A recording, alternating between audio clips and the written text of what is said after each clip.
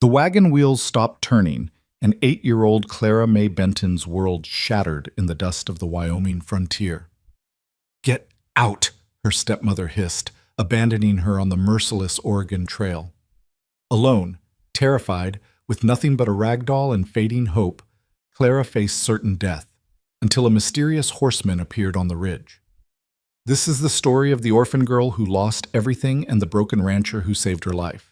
Stay until the end and comment your city so I can see how far this story has traveled. The late afternoon sun hung low over the Wyoming territory, casting long shadows across the endless prairie. The year was 1867, and the Oregon Trail stretched like a ribbon of broken dreams through the untamed West. Dust devils danced in the distance, and the wind carried the scent of sagebrush and desperation.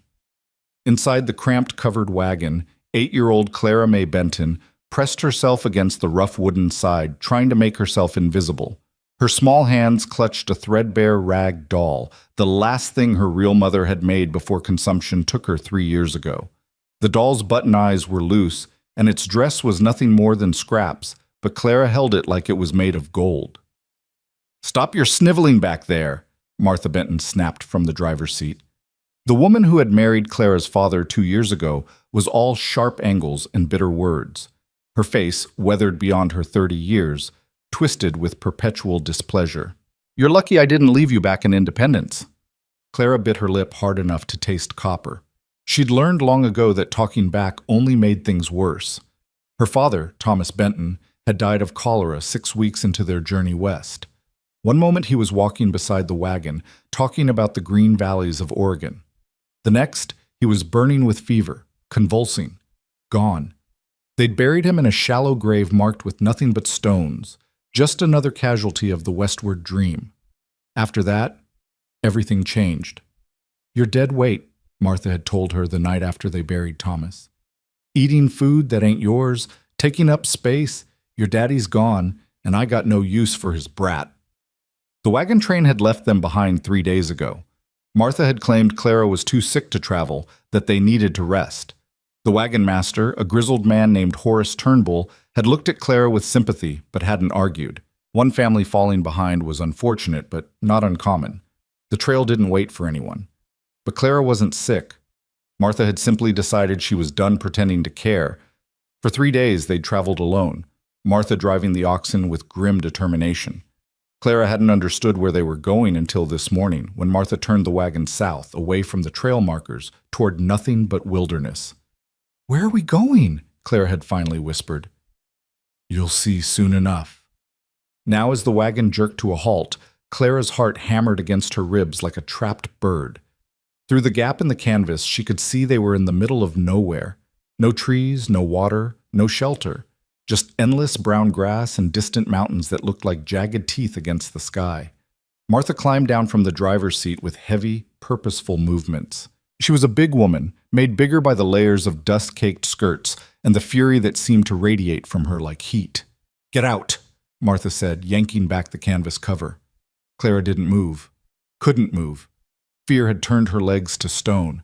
"I said get out!" Martha's hand shot out, grabbing Clara's thin arm and hauling her toward the back of the wagon. Clara's bare feet scrambled for purchase on the rough boards. Her shoes had worn through weeks ago, and Martha had refused to spare money for new ones. Clara landed hard in the dirt, the impact knocking the air from her lungs. She clutched her doll to her chest, feeling the loose button eye press into her palm. Martha stood over her, backlit by the setting sun, looking like a vengeful angel from the hellfire sermons the circuit preacher used to give back in Missouri. "This is where you get off, girl." "What?" Clara's voice came out as barely a whisper. I don't understand." "Course you don't. You're stupid as your daddy was, God rest his worthless soul." Martha walked back to the wagon and grabbed a small bundle, Clara's only other dress, torn and faded, and a tin cup.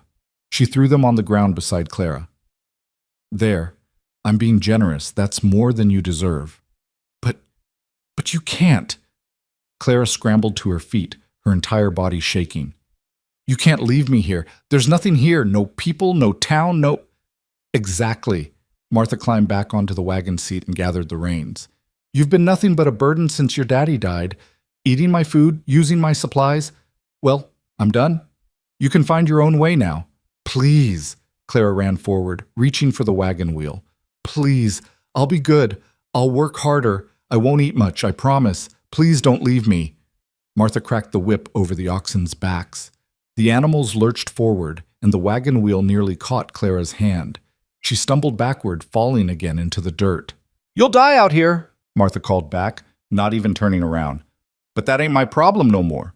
Your daddy should have thought about that before he up and died on me, leaving me with nothing but debts and a useless child. Please, Clara screamed, her voice breaking. Mama, please. But Martha Benton wasn't her mama, had never been her mama, and the word died in the empty air. Clara ran after the wagon, her bare feet pounding the hard-packed earth. Don't leave me, please, I'll die, please. But the wagon kept moving, pulling away faster than Clara's small legs could run. Within minutes, it was 50 yards away. Then 100. Then it was just a shape in the distance, a dark spot against the golden prairie, growing smaller and smaller until it disappeared over a rise. And then Clara was alone. Completely, utterly alone. She stood in the middle of the vast emptiness, her breath coming in ragged gasps. The wind picked up, pulling at her thin dress and tangling her dark hair. The sun was sinking lower now, maybe an hour from the horizon. When it set, the temperature would drop. She knew that much from the nights in the wagon. The days were hot, but the nights were cold enough to see your breath. Clara looked down at her doll, at those loose button eyes that seemed to stare back at her with the same helpless terror she felt. What do we do now? She whispered. The doll, of course, didn't answer. Clara's mind raced through possibilities, but there were none. She was 8 years old, alone on the frontier with no food, no water, no shelter, and no idea where she was. The wagon train was days ahead, and she didn't know how to track them. Even if she did, they'd never take her back without an adult to claim her. Tears streamed down her cheeks, cutting tracks through the dust on her face. Mama, she whispered, thinking of her real mother, the one with kind eyes and gentle hands, the one who used to sing her to sleep. Mama, I'm scared. But her mama was 3 years in the grave, buried beside a Missouri creek on land someone else owned now. Clara sank down in the dirt, wrapping her arms around her knees. The prairie stretched endlessly in every direction, indifferent to her existence. A hawk circled overhead, riding the thermals. In the distance, she thought she heard the yip of coyotes, though it might have been her imagination. She was going to die here. The thought came with strange clarity. She would die of thirst in a day or two, or freeze tonight, or the coyotes would come, or she'd start walking and collapse from exhaustion. Maybe someone would find her bones someday, but probably not. The prairie swallowed things. People disappeared out here all the time. I don't want to die, she whispered to the doll. I'm not ready to die. The sun inched lower. Shadows grew longer. Clara knew she should move, should try to find water or shelter, but where? In which direction? Everything looked the same. Endless grass, distant mountains, and sky. So much sky it made her dizzy. She forced herself to stand. Her legs wobbled beneath her. We have to try, she told the doll. Mama would want us to try. Clara started walking north, back the way the wagon had come, following the faint wheel ruts in the dirt. Maybe she could find the main trail. Maybe another wagon train would come through. Maybe someone kind would take her in. Maybe. It was the only word that kept her feet moving. She walked for what felt like hours, but was probably only 30 minutes. Her feet, already tough from weeks of going barefoot, still protested against the sharp stones and prickly vegetation.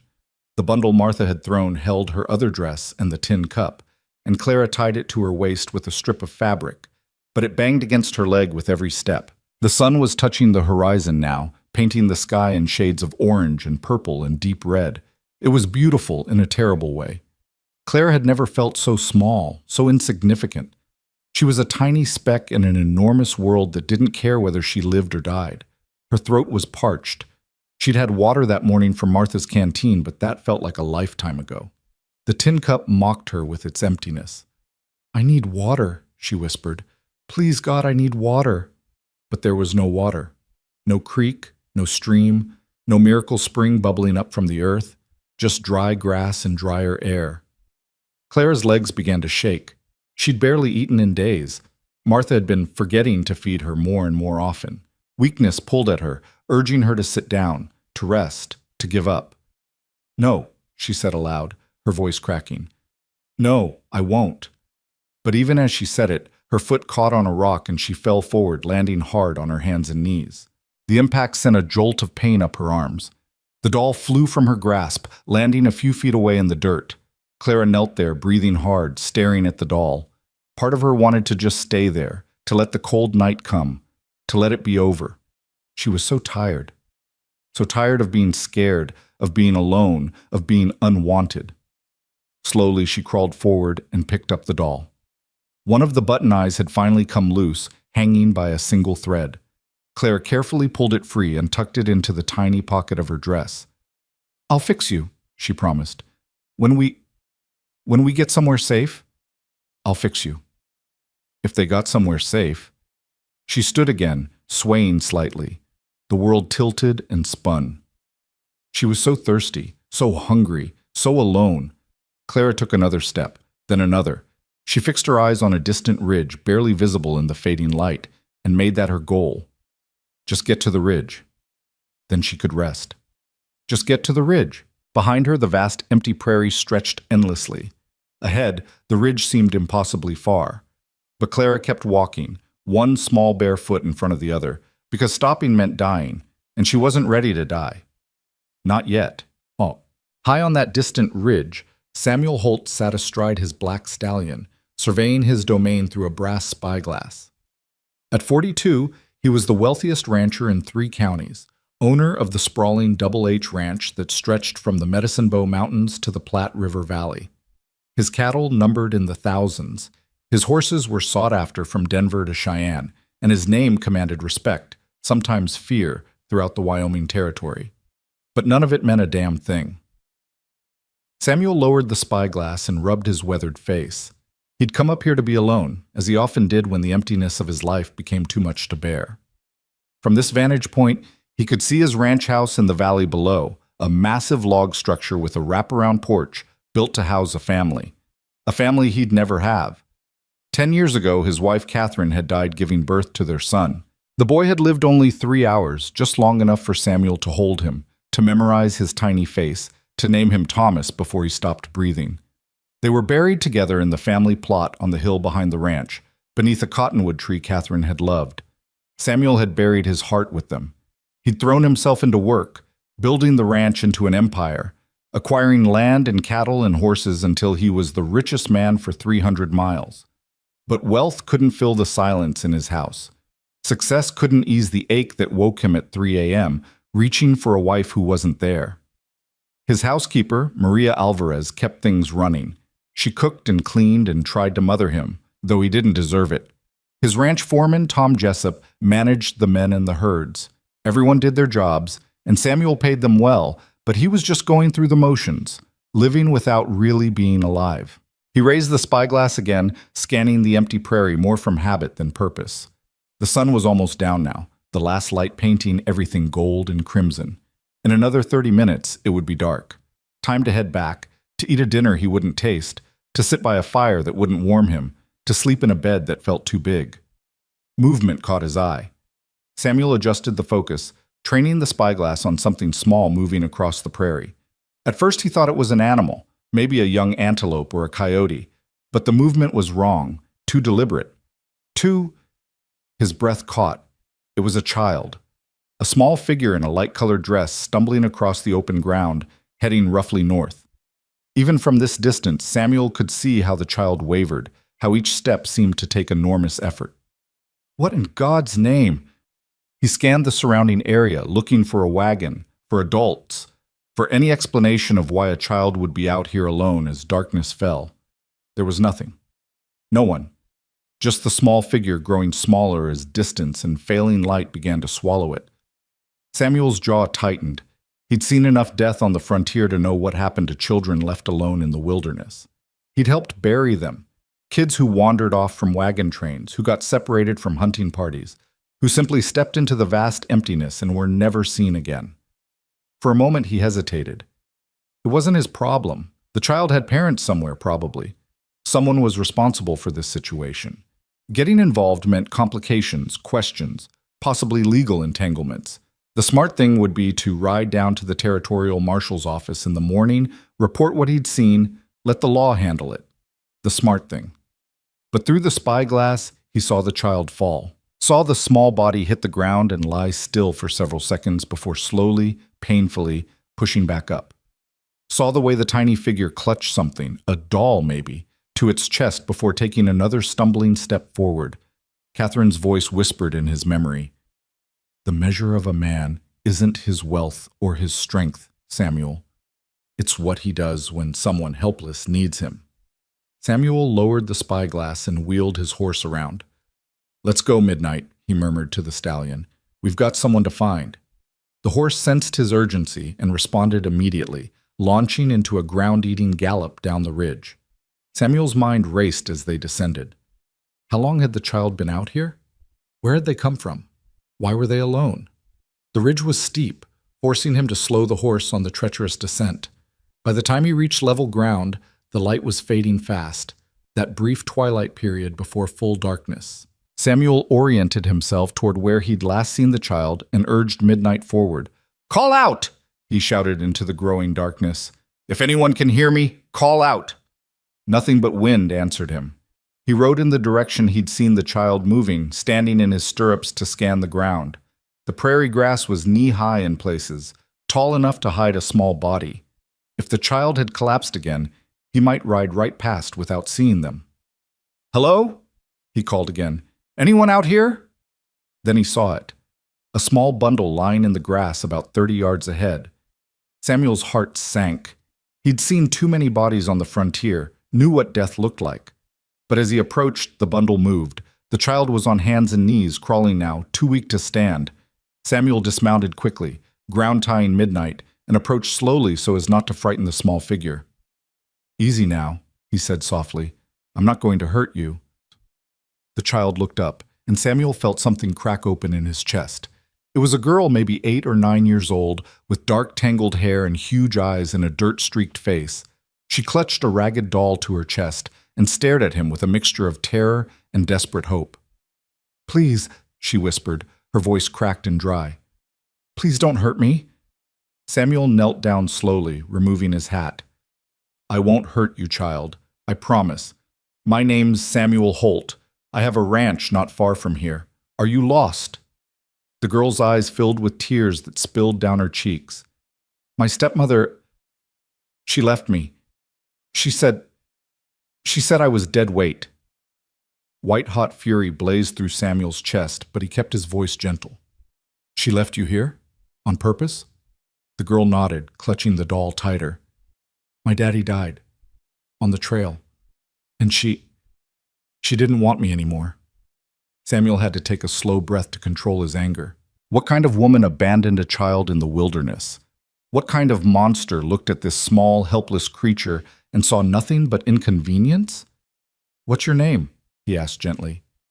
"Clara May Benton." She swayed slightly, and Samuel realized she was at the end of her strength. "And this is Lily." She held up the doll, and Samuel saw that one of its button eyes was missing.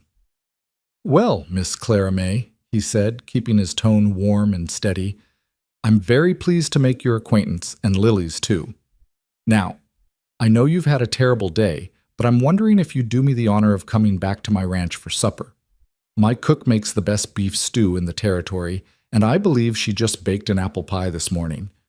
Clara stared at him, clearly wanting to trust but afraid.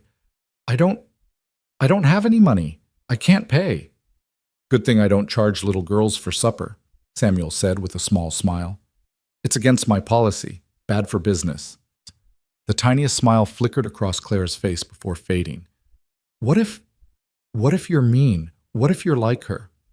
Samuel's heart broke a little more. This child had learned not to trust, and he couldn't blame her. "That's a fair question," he said seriously. "I can't prove I'm not mean just by saying so. But I can tell you this. I've got a housekeeper named Maria who runs my household and doesn't stand for any nonsense. If I was mean, she would have boxed my ears and quit years ago. And I've got ranch hands who've worked for me for over a decade. Mean men don't keep good people around." Clara considered this, her young mind working through the logic. Finally, she nodded slightly. Okay. Okay, you'll come. Yes, sir. Good. Samuel stood and held out his hand. Can you stand? Clara tried, but her legs buckled. Samuel caught her before she fell, feeling how light she was, how thin beneath the threadbare dress. Fury at her stepmother blazed anew, but he pushed it down. Right now, this child needed help, not his anger. Here, he said gently. I'm going to pick you up and put you on my horse. Is that all right? Clara nodded, too exhausted to protest. Samuel lifted her carefully. She weighed almost nothing, and settled her in the saddle. She clutched her doll with one hand and gripped the saddle horn with the other. Samuel mounted behind her, one arm around her waist to keep her steady. Just lean back against me, he said. I won't let you fall. As they started back toward the ranch, Clara's head dropped against his chest. Within minutes, she was asleep, her body finally surrendering to exhaustion. Samuel held her carefully, this small broken creature that someone had thrown away like trash. The ranch house was lit up in the distance, warm lamplight glowing in the windows. As they rode closer, Samuel found himself thinking about empty rooms that had stayed empty for 10 years. About a nursery he couldn't bear to enter. About toys packed away in a trunk, waiting for a child who would never play with them. About how maybe, just maybe, God had put him on that ridge tonight for a reason. The horse's steady rhythm lulled Clara deeper into sleep as they approached the ranch. Samuel could feel her small body completely relaxed against him now, her breathing soft and even. In her hand, the ragged doll hung limply, and Samuel found himself wondering about the story behind it, who had made it, when, and with what hopes for this child's future. The Double H Ranch spread before them in the gathering darkness like a small town unto itself. The main house dominated the landscape, a 2-story log structure with broad porches and river stone chimneys. Flanking it were the bunkhouse where his ranch hands lived, the massive barn that could shelter 50 horses, the smokehouse, the spring house, and various outbuildings that supported the operation of a working cattle empire. Corrals stretched in neat geometric patterns, and beyond them, thousands of acres of prime grazing land rolled toward the mountains. Samuel had built all of this with Catherine in mind, planning for the family they would raise, the dynasty they would create. Now it stood as a monument to dreams that had died with her. As they entered the main yard, the front door burst open and Maria Alvarez rushed out, wiping her hands on her apron. She was a sturdy woman in her early 50s with steel gray hair pulled back in a severe bun, but her dark eyes were warm and intelligent. She'd been with Samuel since before Catherine died, had held him when he wept at his wife's graveside, had kept the household running when he wanted to crawl into a bottle and never come out. "Senor Samuel," she called in her accented English. "Where have you been? Dinner is getting cold and—" She stopped abruptly when she saw the child in his arms. "Dios mío, who is this?" "Her name's Clara May," Samuel said quietly, dismounting carefully so as not to wake her. "I found her on the prairie, abandoned."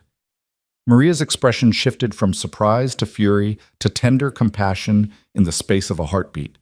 "Abandoned? Who would—" She cut herself off, moving closer to examine the child.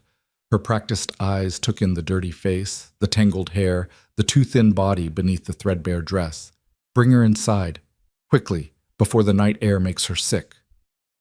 Samuel carried Clara up the porch steps and into the house. The warmth hit him immediately. Maria always kept the fires burning and the lamps lit, refusing to let the house become as cold and empty as Samuel's heart. She led him upstairs to one of the unused bedrooms, turning down the quilts on a 4-poster bed that dwarfed the small figure in his arms. "Should I wake her?" he asked. "No, let her sleep. But we need to get her out of these rags and cleaned up. She probably has not bathed in weeks." Maria moved to the washstand and poured water from the pitcher into the basin. "You go. This is women's work." Samuel hesitated, looking down at Clara's sleeping face. Even in rest, there was tension around her eyes, a wariness that no child should carry. "Who did this to her?" Maria asked softly. "Her stepmother. The child's father died on the trail, and the woman just left her, drove away, and left her to die." The words tasted like poison in his mouth. Maria crossed herself. "Monstruo," she whispered. "Monster. But God sent you to find her, see? You were meant to be there. Maybe. Samuel carefully laid Clara on the bed, and she immediately curled into a ball, still clutching her doll. I'll leave you to it. Holler if you need anything. He turned to go, but Maria's voice stopped him. Señor Samuel? Yes? She is staying, no? This child, she is staying here? Samuel met her eyes and saw the hope there, the same hope he felt stirring in his own chest despite every logical reason to squash it. She's been through hell, Maria.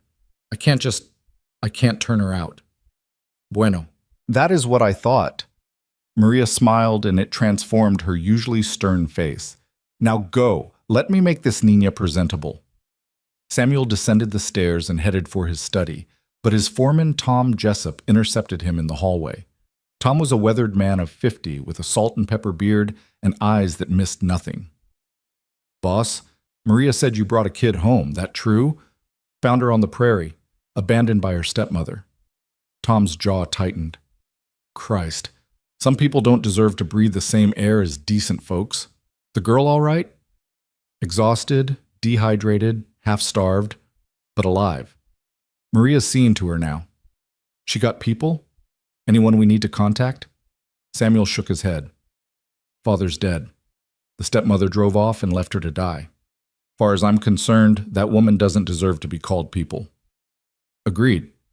Tom studied him carefully. You thinking of keeping her? The question hung in the air between them. Samuel hadn't voiced it yet, hadn't even fully formed the thought in his own mind, but hearing it spoken aloud made something click into place. I don't know yet, he said finally. But I won't send her to an orphanage, Tom. I won't have her passed from place to place like unwanted baggage. Tom nodded slowly. Might be good for you, for the house. It's been too quiet around here for too long. Don't get ahead of yourself. Right now she needs food and rest and safety. We'll figure out the rest later. But even as he said it, Samuel felt something shifting inside him, like ice breaking up after a long winter. He retreated to his study and poured himself a whiskey, staring into the fire without really seeing it. The house felt different tonight. The silence seemed less oppressive somehow, as if the simple presence of a child under his roof had changed the very air. Upstairs, Maria worked with gentle efficiency. She carefully undressed Clara, noting every bruise, every mark that spoke of rough treatment and hard travel. The child stirred occasionally but didn't wake, her body too desperate for rest to fully surface. Maria filled the basin with warm water and began washing the dirt from Clara's face and arms, humming a Spanish lullaby her own mother had sung to her. The child's dark hair was matted and tangled, full of prairie dust, and who knew what else. It would need a proper washing, but that could wait until morning. As she worked, Maria found herself remembering another child, another time. Her own daughter, Elena, lost to fever when she was just 7 years old. That had been 30 years ago, back in Mexico before she and her husband came north. Carlos had died 10 years later in a mine collapse, leaving Maria alone in a foreign land. She'd found work at the Double H Ranch just before Catherine Holt had gotten pregnant. Catherine had been kind to her, treating her as a friend rather than a servant. When Catherine died in childbirth, Maria had mourned her almost as much as Samuel had. She'd stayed on because someone needed to keep the household running, but also because leaving felt like abandoning Catherine's memory. Now, looking down at this small, abandoned girl, Maria felt something stir in her heart that she'd thought long dead. The maternal instinct she'd buried with Elena, the fierce protectiveness that had no outlet for 3 decades. Pobrecita, she whispered, brushing Clara's damp hair back from her forehead. Poor little one, you have had such a hard road, but you are safe now. I promise you, you are safe. She dressed Clara in one of Samuel's old shirts. There were no children's clothes in the house. Hadn't been since Thomas was born and died in the same day. The shirt swallowed the child's small frame, but it was clean and soft. Maria tucked her under the quilts, adjusting the ragged doll so it lay beside her on the pillow. For a long moment, Maria simply stood there, watching Clara sleep. Then she made the sign of the cross and whispered a prayer of thanks that Samuel had been on that ridge tonight, that God had put him in the right place at the right time. Downstairs, she found Samuel still in his study, staring at nothing. She is clean and sleeping, Maria reported. Tomorrow I will wash her hair properly and see about getting her some decent clothes. Thank you, Maria. De nada. It is no trouble. She paused. Senor Samuel, what will you do with her?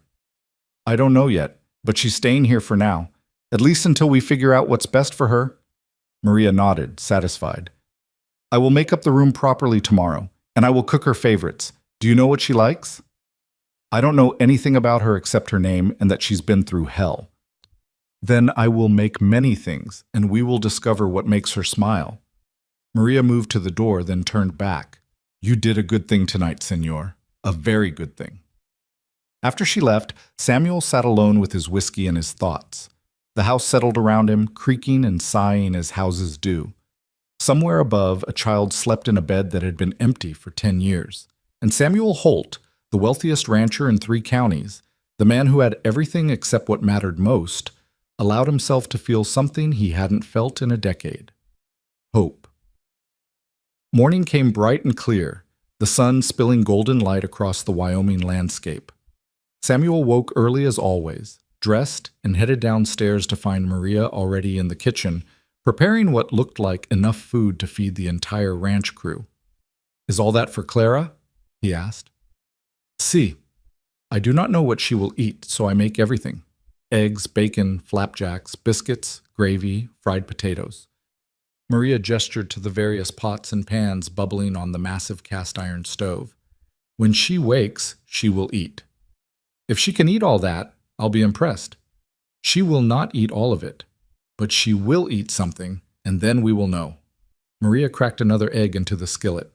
You should go check on her. She may be frightened, waking in a strange place.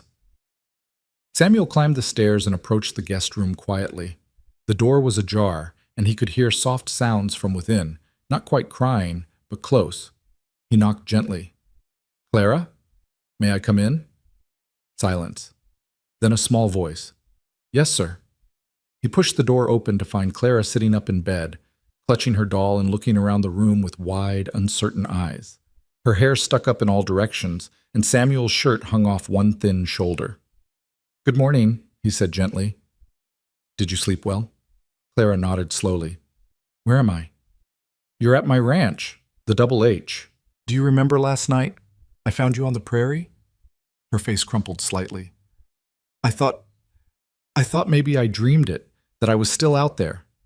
No dream. You're safe now. Samuel moved closer but maintained a respectful distance. Are you hungry? My housekeeper Maria has been cooking up a storm downstairs. Clara's stomach growled audibly, answering for her. She blushed. I'm sorry. Nothing to apologize for. Growing girls need to eat. He smiled. How about we get you downstairs and feed you properly? Clara slid out of the enormous bed, her bare feet dangling for a moment before touching the floor. She was so small, drowning in his shirt. Samuel felt that protective fury rise again at the thought of anyone abandoning this child. Can Lily come? Clara held up her doll. Of course, Miss Lily is a guest too. That earned him a tiny smile, the first real one he'd seen from her. Clara followed him downstairs, staying close, but not quite touching him. They entered the kitchen to find Maria setting out enough food for 6 people. Ah, buenos dias, niña, Maria beamed at Clara. Come, sit, you must be starving. Clara climbed onto a chair at the kitchen table, and Maria immediately began piling food onto a plate. Clara stared at the mountain of eggs, bacon, and biscuits with something like disbelief. I can't eat all this, she whispered. Eat what you can, Samuel said, taking a seat across from her with his own more modest plate. The rest won't go to waste. Clara picked up a fork and took a tentative bite of eggs, then another. Then she was eating faster, shoveling food into her mouth like she was afraid someone would take it away. Slow down, mija, Maria said gently. The food is not going anywhere. No one will take it from you. Clara forced herself to slow down, but Samuel could see the effort it took. How long had she been hungry? Weeks? Months? He thought about Martha Benton and what he'd like to do if he ever met the woman. None of it was civilized. Clara, he said carefully, I need to ask you some questions about what happened. Is that all right? Clara nodded, her mouth full of biscuit. You said your father died on the trail? She swallowed hard. Yes, sir, 6 weeks ago. It was cholera. He was fine in the morning, and by nighttime, she stared at her plate. They buried him beside the trail. We didn't even have a proper marker. I'm sorry, that must have been terrible. My real mama died 3 years ago, back in Missouri. Consumption. Clara's voice was flat, reciting facts. Papa said we needed a new start, so he married Martha, and we joined a wagon train headed for Oregon, but then he died, and Martha said I was dead weight. Maria made a distressed sound and crossed herself. Did she hurt you? Samuel asked quietly. Before she left you? Clara shook her head. Not really. She hit me sometimes, but mostly she just didn't care. After Papa died, she stopped pretending to be nice. She said I ate too much food and took up too much space, and she wished Papa had left me behind in Missouri. That woman deserves— Maria cut herself off, glancing at Clara. She deserves God's judgment. Do you have any other family? Samuel asked. Grandparents, aunts or uncles? No, sir. Papa said we were all that was left of the Bentons. His parents died before I was born, and Mama's family didn't want anything to do with us after she married Papa. They said he was beneath her. Clara took another bite of bacon. What's going to happen to me now? It was the question Samuel had been dreading. I don't know yet, but you're welcome to stay here while we figure it out. You're safe. You'll be fed and clothed and cared for. That's a promise. Clara studied him with those two old eyes. Why are you being nice to me? You don't even know me. Because it's the right thing to do. Because no child should be abandoned to die. Because— Samuel paused, searching for words. Because everyone deserves kindness, especially people who haven't received enough of it. Something flickered in Clara's expression, a cautious hope tempered by experience. She'd been disappointed before. She'd learned not to trust. Samuel could see it in every line of her small body, in the way she held herself ready to run at any moment. Finish your breakfast, he said gently. Then Maria will help you get properly cleaned up and find you some clothes that actually fit. After that, if you're feeling up to it, I thought maybe I could show you around the ranch. We have horses. Do you like horses? For the first time, Clara's face lit up. I've never been on a horse. Well, except last night on yours, but I was mostly asleep. Then we'll fix that today. Every person who lives at the Double H needs to know how to ride. He paused, realizing what he'd said. If you want to learn, that is. Yes, Clara said, then immediately looked embarrassed by her enthusiasm. I mean, yes, sir, I'd like that. Good. It's settled then. After breakfast, Maria whisked Clara away for a proper bath. Samuel could hear water being heated, doors opening and closing, Maria's voice offering soft encouragements. He retreated to his study to deal with ranch business, trying to focus on account books and shipping schedules, but his mind kept drifting upstairs. What was he doing? He'd brought a child into his home on impulse, made promises he wasn't sure he could keep. The sensible thing would be to contact the territorial authorities, let them place Clara in an orphanage, or find her a suitable family. He was a middle-aged bachelor rancher with no experience raising children. What did he know about little girls? But every time he thought about sending her away, he remembered how she'd looked on the prairie, small and alone and terrified. He remembered the feel of her slight weight in his arms, the way she'd clung to that ragged doll like it was all she had left in the world, which it probably was. A knock on the door interrupted his thoughts. Come in. Maria entered, her expression serious. Senor, I need to speak with you. About Clara. Si. I have bathed her and— Maria paused, choosing her words carefully. She has bruises. Old ones, mostly faded, but they tell a story. That woman hit her more than once, and she has scars on her back that look like they came from a switch or a belt. Samuel's hands clenched into fists. Christ. There is more. She is very thin, thinner than she should be. She has been underfed for a long time, I think. Months, maybe. And her feet— Dios, her feet are tough as leather from walking barefoot. Her shoes wore out and the stepmother would not replace them. That woman should hang, Samuel said flatly. Perhaps, but right now we must focus on the child. She needs clothes, proper shoes, good food, and time to heal. Not just her body, but her spirit. She is a frightened little bird, senor. It will take patience and kindness to help her trust again. I'm not good with children, Maria. I don't know what to say to her, how to act around her. You treat her with respect and kindness, which is what you have been doing. That is enough. Maria moved closer, her dark eyes intense. Senor Samuel, I see how you look at her. I see what is in your heart. You want to keep her, no? Samuel was quiet for a long moment. Then, yes, God help me, yes. But wanting something doesn't make it right or possible. Why not possible? I'm a single man. The law might not allow it. And even if they do, what do I know about raising a daughter? I'd probably make a mess of it. You would not be alone. I am here. And you underestimate yourself, senor. You have a good heart, even though you have kept it locked away for 10 years. Maria's voice softened. That little girl needs a father. And you, I think, need a daughter. Sometimes God gives us what we need in unexpected packages. Before Samuel could respond, they heard light footsteps on the stairs. Clara appeared in the doorway, transformed. Maria had washed and braided her dark hair, revealing delicate features beneath the grime.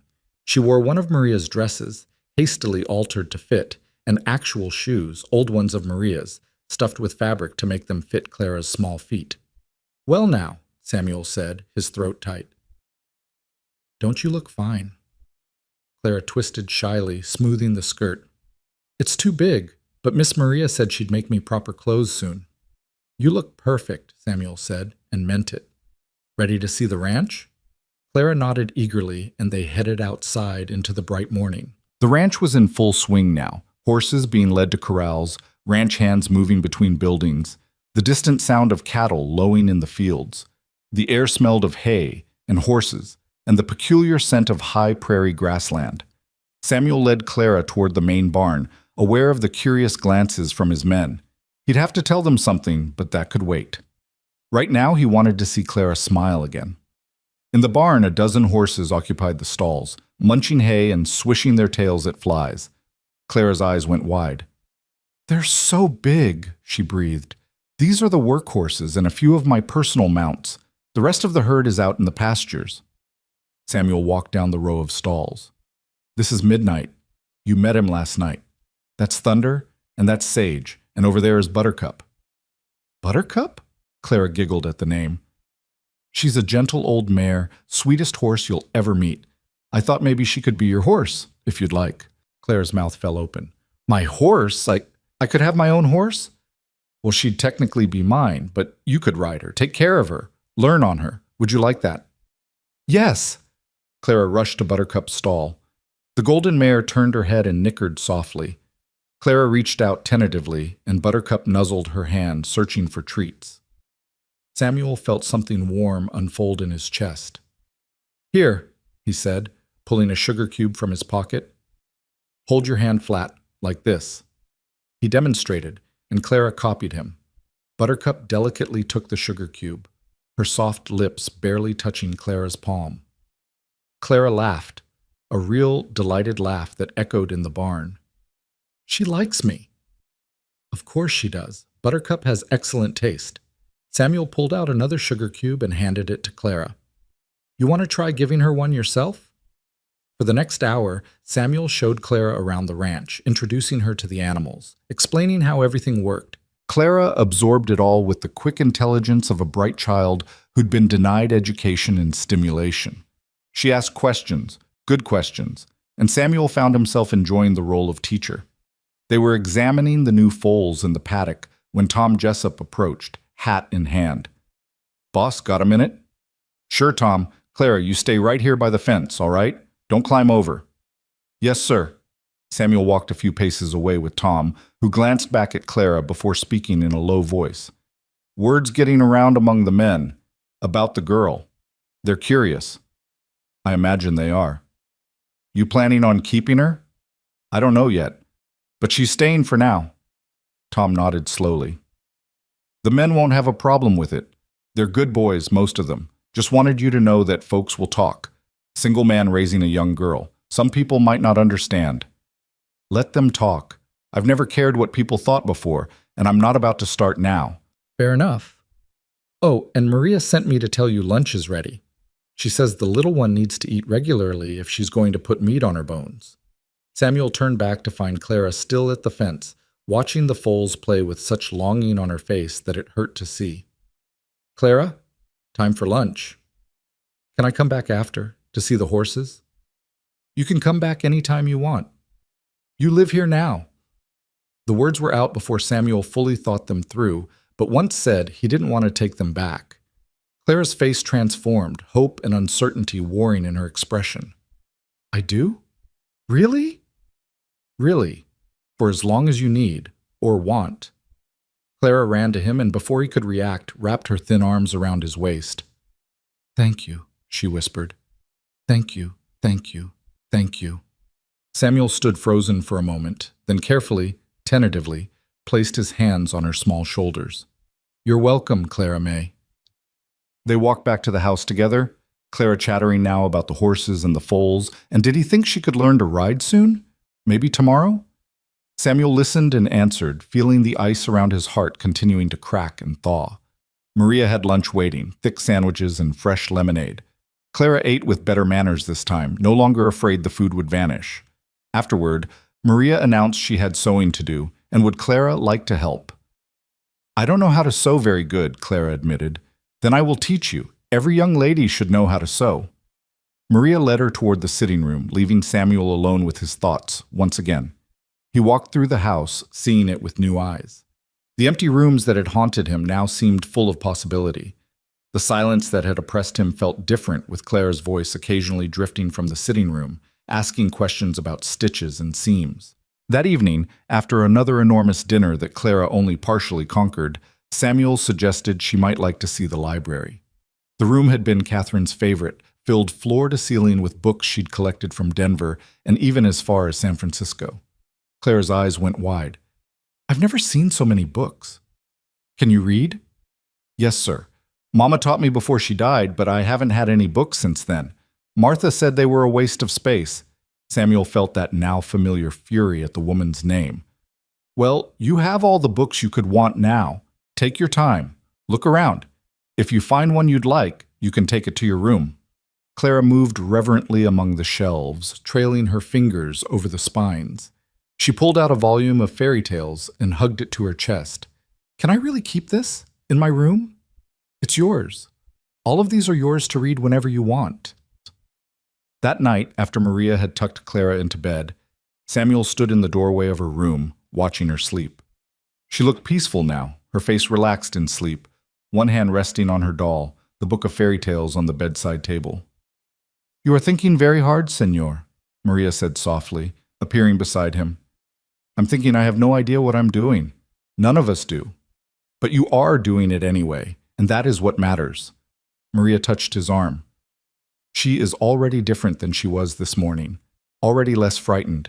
You give her something she has not had in a long time." "What's that?" "Safety, kindness, a home," Maria smiled. "Do not overthink this, Señor Samuel. Your heart knows what to do. Let it lead." As Samuel lay in his own bed later that night, he thought about the day, about Clara's laughter in the barn and her wonder in the library and the way she'd hugged him. He thought about empty rooms that might not have to stay empty anymore, about a future that might include more than just work and whiskey and waiting to die.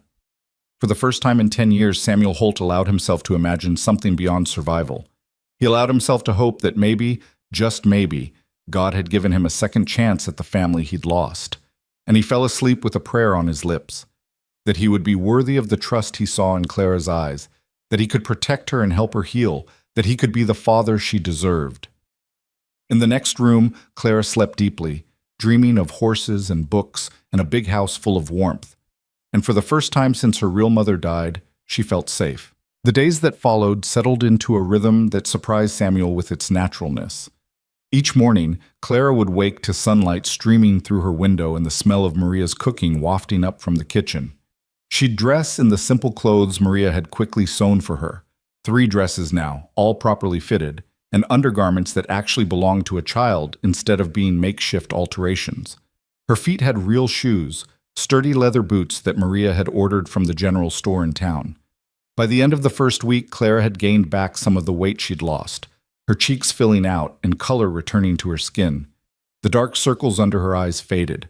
The constant wariness in her posture began to ease, though it never quite disappeared. Samuel understood that. Trust, once broken, took time to rebuild. Maria had taken to the role of teacher with enthusiasm. In the mornings, before the heat of the day set in, she'd sit with Clara at the kitchen table and work on reading, writing, and arithmetic. Clara soaked up the lessons like desert sand absorbing rain, hungry for knowledge after years of neglect. "She is very bright," Maria told Samuel one evening after Clara had gone to bed. "Very bright indeed. With proper schooling, she could go far." "There's a school teacher in town," Samuel mused, "Mrs. Henderson, though I hear she's getting on in years and thinking of retiring. Perhaps when Clara is ready. For now, she needs time to simply be a child, to play and laugh and not be afraid." Samuel had taken it upon himself to teach Clara about ranch life. Every afternoon, they'd walk the property together, Samuel explaining the workings of the operation while Clara asked endless questions. How did you know when a cow was sick? Why did the horses need their hooves trimmed? What did the different brands mean? How far did the ranch extend? Her questions delighted him, reminding him of his own childhood wonder at the world. He found himself explaining things he'd taken for granted for decades, seeing them fresh through her eyes. The highlight of Clara's day was always the time spent with Buttercup. True to his word, Samuel had made the gentle mare Clara's special charge. Under his careful supervision, Clara learned to brush and groom the horse, to clean her hooves, to measure out feed. Buttercup responded to the attention with patient affection, standing still while Clara worked and nickering softly when she approached. "When can I ride her?" Clara asked for the 10th time, running her brush down Buttercup's golden flank. "Soon," Samuel promised. "First you need to be comfortable around her. Horses can sense fear and they respond to confidence. You're building that now, learning her moods, understanding how she communicates." "She talks to me," Clara said seriously. "Not with words, but I know what she means. Like when she swishes her tail fast, she's annoyed by flies. And when she stamps her foot, she's impatient. And when she does that soft nicker thing, she's happy to see me." "Exactly right. You're a natural." The praise made Clara beam. Samuel had noticed how she responded to encouragement, how starved she'd been for kind words. It made him wonder what her life had been like with Martha Benton, and the wondering always led to anger he had to tamp down. That woman had done her damage and was gone. All Samuel could do now was help Clara heal. On the 10th day, Samuel decided Clara was ready. He led Buttercup to the round pen, saddled her carefully while Clara watched every move, explaining each piece of tack and its purpose. "Now," he said, "first time up, I'm going to lead her while you ride. Just to get you used to the feeling, all right?" Clara nodded eagerly, practically vibrating with excitement. Samuel lifted her up into the saddle. She was so light still despite Maria's best efforts, and adjusted the stirrups as short as they'd go. Even then, Clara's feet barely reached them. "Hold the reins like this," he demonstrated. "Not too tight, just enough to keep contact with her mouth. She's trained to neck rein, which means you lay the rein against her neck to turn her, but for now, just focus on sitting tall and keeping your balance." Samuel clicked his tongue and led Buttercup forward at a slow walk. Clara swayed slightly, then found her balance, gripping the saddle horn with one hand. "I'm riding," she called out, her voice full of wonder. "Mr. Samuel, I'm really riding." "That you are, Miss Clara, that you are."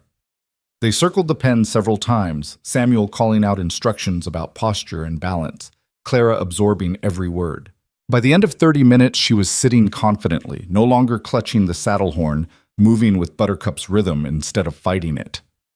"You're a natural," Samuel told her, and the smile she gave him could have lit up the night sky. That evening, as they sat down to dinner, Clara chattered nonstop about riding, reliving every moment. Maria and Samuel exchanged amused glances over her head, and Samuel felt something he hadn't experienced in a decade, the simple joy of family dinner conversation. "Tomorrow can we go faster?" Clara asked, attacking her roast chicken with enthusiasm. "We'll see. Gotta walk before you can run, little one." "I'm not that little. I'm 8.5. "My apologies. 8.5 is practically grown." Samuel's lips twitched with suppressed amusement. After dinner, they retired to the library, as had become their custom. Samuel would read aloud while Clara curled up in the big leather chair, sometimes following along in her own book, sometimes just listening. Tonight he was reading Treasure Island, doing different voices for the characters. Claire's eyes were wide as he described Long John Silver, and she gasped at all the right moments. When he finally closed the book for the night, Clara looked up at him with an expression so full of contentment that Samuel's chest tightened. "Mr. Samuel?" she said softly. "Yes, Clara? Can I ask you something?" "Of course." She twisted her hands in her lap, suddenly nervous. "Are you going to send me away?" The question hit Samuel like a physical blow. He set the book aside and knelt down beside her chair so they were eye to eye. "Why would you think that?" "Because everyone does. Mama died, then Papa, then Martha left me. Everyone leaves or sends me away. And I thought maybe—" Her voice cracked. "Maybe when you got tired of me, you'd send me away too." "Clara, look at me." He waited until her tear-filled eyes met his. "I'm not sending you away. Not now. Not ever. You belong here. This is your home. Promise?" "I promise. Cross my heart." He made an X over his chest, and Claire's lips trembled into a smile. "Can I call you Papa?" The words came out in a rush, as if she'd been holding them in for days. "Miss Maria said I should ask first, that it was polite, but I really want to, if it's okay, if you don't mind." Samuel felt his eyes burning. He thought of his son Thomas, who'd never gotten the chance to call him Papa, who'd barely lived long enough to open his eyes. He thought of all the empty years, all the silence, all the loneliness he'd wrapped around himself like armor. "I'd be honored," he managed, his voice rough. "I'd be honored if you called me Papa." Clara launched herself at him, wrapping her thin arms around his neck. Samuel held her carefully, afraid of holding too tight, afraid of letting go. This small, fierce creature who'd been thrown away like trash had somehow found the one crack in his armor and slipped through. "Papa?" she whispered against his shoulder, testing the word. "Papa." "That's right, sweetheart. I'm your papa now." They stayed like that for a long moment before Clara pulled back, wiping her eyes. "Does this mean Miss Maria is like my mama?" Samuel smiled gently. "Maria loves you very much, but she's not your mother. Your mama was Elizabeth Benton, and she loved you too. We can't replace her, and we shouldn't try. But Maria and I, we'll take care of you. We'll be your family." Clara nodded slowly, processing this. "Okay. Can I still call her Miss Maria?" "I think she'd like that." That night, when Samuel tucked Clara into bed, a ritual they'd fallen into naturally, she held his hand and looked up at him with those serious dark eyes. "Papa?" "Yes, sweetheart." "Thank you for finding me. On the prairie. Thank you for not riding away." Samuel's throat tightened. "Thank you for trusting me, for giving an old cowboy a chance to be someone's papa again." He kissed her forehead, something he'd never done before, and Clara's eyes drifted closed with a smile on her lips. As Samuel descended the stairs, he found Maria waiting in the hallway, her expression knowing. "She called you Papa." "She did." "And what did you say?" "I said yes." Maria's eyes glistened. "Bueno. Very good, Señor Samuel, or should I say, Papa Samuel." He laughed, surprising himself. "Just Samuel to you, Maria. Always." "She is healing," Maria said softly. "I see it every day. The fear in her eyes, it grows less. The nightmares come less often. She is beginning to trust that this is real, that we will not abandon her. She still has nightmares? See. Sometimes she cries out in the night. I go to her and she tells me she dreamed Martha came back for her, or that she is alone on the prairie again. But the dreams are becoming less frequent." Samuel's jaw tightened. "If I ever see that woman, you will do nothing, because you are a good man and because Clara needs you here, not in jail for assault." Maria's voice was firm. "The best revenge is Clara's happiness. Let that woman live with what she did. That is punishment enough." 3 weeks after Clara's arrival, Samuel made his monthly trip to town for supplies. He usually went alone, but today Clara begged to come along, and he found he couldn't refuse her.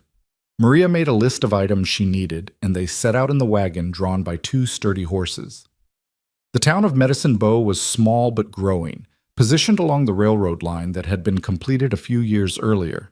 It boasted a general store, a saloon, a church, a small schoolhouse, and various other establishments necessary to frontier life. As Samuel drove the wagon down the main street, he was aware of the curious looks directed at Clara sitting beside him. "Stay close to me," he told her quietly. "Town can be overwhelming if you're not used to it." Clara nodded, her eyes wide as she took in the bustle of activity. They tied up outside Harmon's general store, and Samuel helped Clara down from the wagon. Inside, the store smelled of coffee and pickles and new fabric. Mrs. Harmon, a plump woman with kind eyes, looked up from behind the counter. "Mr. Holt, good to see you. And who's this young lady?" Before Samuel could answer, Clara spoke up clearly. "I'm Clara May Benton. I live at the Double H Ranch now." Samuel felt a surge of pride at her confidence. Mrs. Harmon's eyebrows rose slightly, but she smiled warmly. "Well, welcome to Medicine Bow, Clara May. Any friend of Mr. Holt's is a friend of mine." As Samuel went through Maria's list, Clara wandered the store, examining everything with fascination. She lingered by the candy jars, and Samuel noticed. When Mrs. Harmon finished filling his order, he pulled out an extra coin. "Give Miss Clara whatever candy she'd like, within reason." Clara's face lit up. "Really?" "Really. But don't make yourself sick."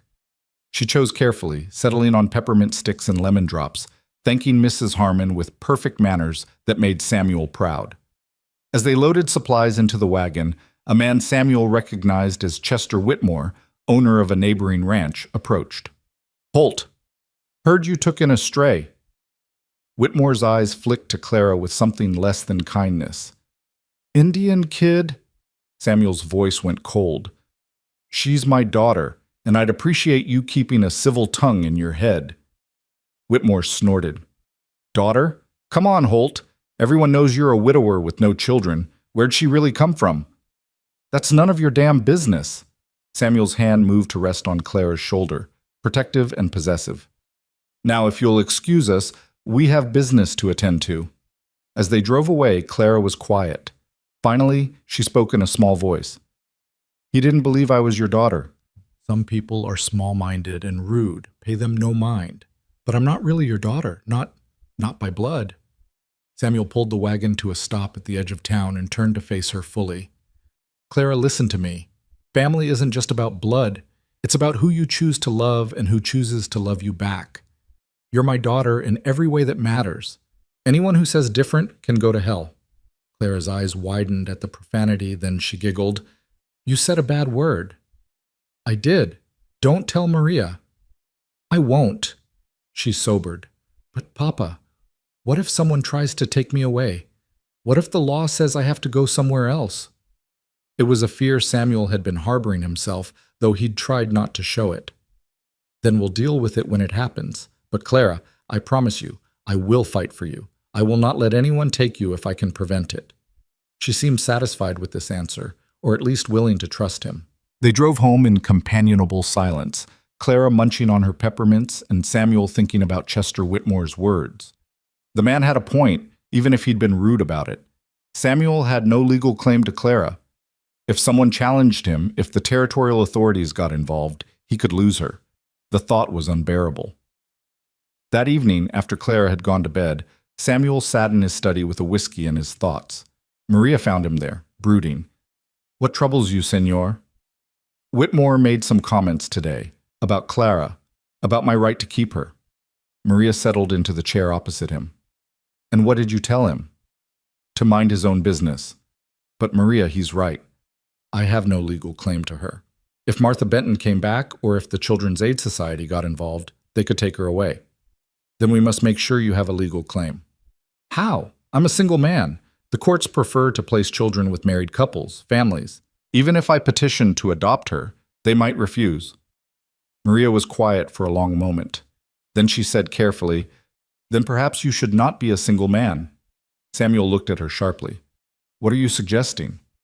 "I am suggesting that you consider marriage. Not for love necessarily, but for Clara's sake.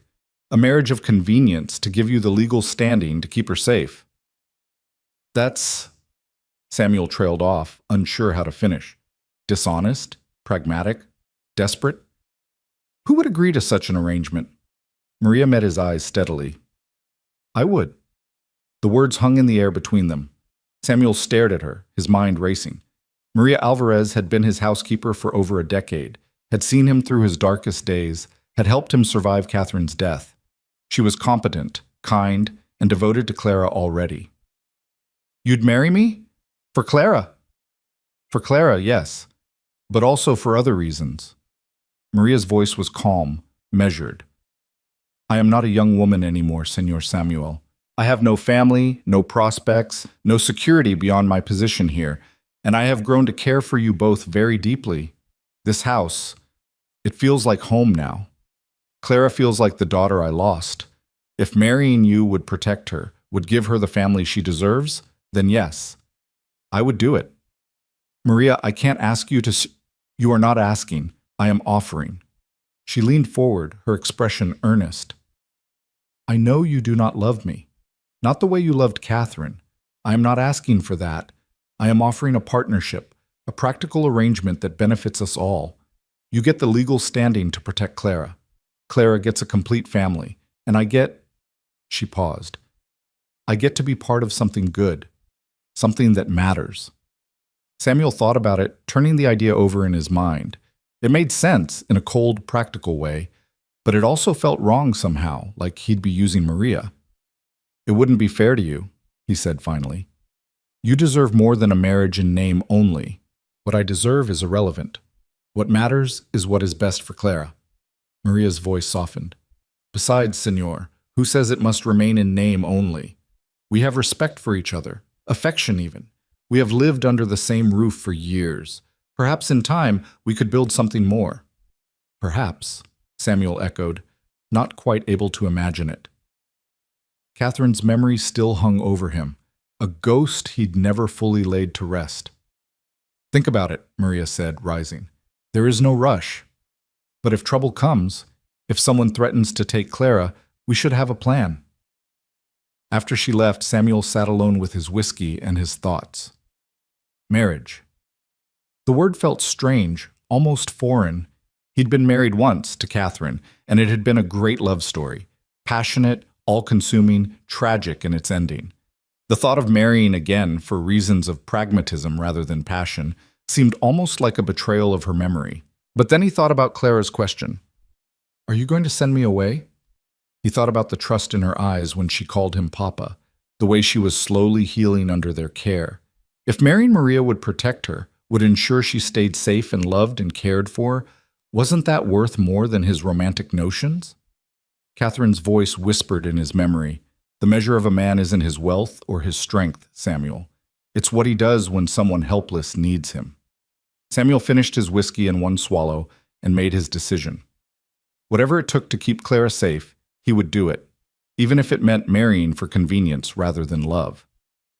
The next morning, he found Maria in the kitchen and told her he'd thought about her offer. "I'll do it," he said simply. "If you're certain, if you understand what you're agreeing to, then yes. I'll marry you." Maria's face showed no surprise, only quiet satisfaction. "I am certain. When?" "Let's wait a bit.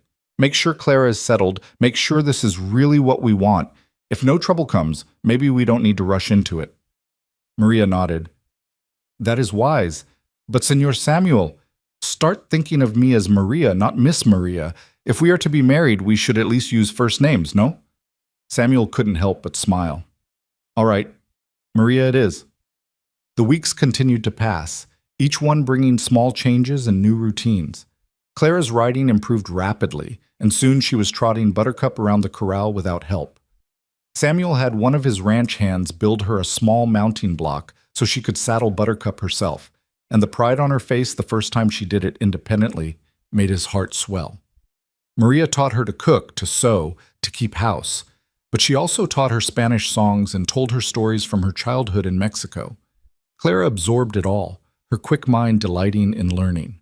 Samuel introduced her to his account books, showing her how to track expenses and income. "A good rancher needs to know the business side," he explained. "It's not just about riding horses and herding cattle. It's about making smart decisions with money." Clara proved surprisingly adept with numbers, catching on quickly to the concepts of profit and loss. "So if we sell a steer for $40, but it cost us $20 to raise, we made $20 profit?" "Exactly right. And if we have 100 steers, that's—" Her face scrunched up as she calculated. $2,000 profit? Very good. Though it's rarely that simple, there are other expenses to factor in. But yes, that's the basic idea. One evening, about 6 weeks after Clara's arrival, they had an unexpected visitor. Samuel was sitting on the porch with his after-dinner coffee when a rider approached through the gathering dusk. He tensed, recognizing the uniform of a U.S. Marshal. "Stay inside," he told Clara, who'd been sitting beside him. She scurried into the house, and Samuel stood to greet the visitor. The Marshal was a young man, maybe 30, with a serious face. "Mr. Samuel Holt?" "That's me. What can I do for you, Marshal?" "I'm Marshal James Crawford out of Cheyenne. I'm looking for a missing child, reported abandoned on the Oregon Trail about 6 weeks ago. 8-year-old girl, dark hair, last seen in the area. You wouldn't happen to know anything about that?" Samuel's blood ran cold, but he kept his face neutral. "Might. What's your interest?" Children's Aid Society filed a report. They want to make sure the child is safe, place her in proper care. A wagon master named Turnbull reported that a woman traveling with a young girl left the train, claiming the child was sick. Never caught back up. The society wants to make sure the girl's all right. "The girl's fine. She's here." Crawford's eyebrows rose. "Here, on your ranch?" "I found her on the prairie, abandoned, took her in. She's been living here since." Samuel's voice was firm, daring the Marshal to challenge him. "I see. Well, I'll need to speak with her, make sure she's being properly cared for." Samuel wanted to refuse, but he knew that would only make things worse. "All right, but you keep a civil tone. She's been through enough." He called into the house, and Clara appeared in the doorway, Maria right behind her. When Clara saw the Marshal's uniform, fear flashed across her face. "It's all right, sweetheart," Samuel said gently. "This is Marshal Crawford. He just wants to ask you some questions." Crawford approached slowly, his expression softening when he saw Clara's fear. "Hello, miss. I'm just here to make sure you're okay. Can you tell me your name?" "Clara May Benton." Her voice was small but steady. "And how did you come to be at Mr. Holt's ranch?" "He found me, after Martha left me on the prairie to die." Clara's hand found Samuel's, gripping tight. "He saved me." "This Martha, she was your mother?" "Stepmother. My real mama died, then my papa died on the trail, and Martha didn't want me anymore." Clara's voice trembled slightly. "But I have a papa again now. He's my papa, and this is my home." Crawford looked between Clara and Samuel, his expression thoughtful. "Mr. Holt, might I have a word with you privately?" Samuel squeezed Clara's hand reassuringly. "Go inside with Maria. It's all right."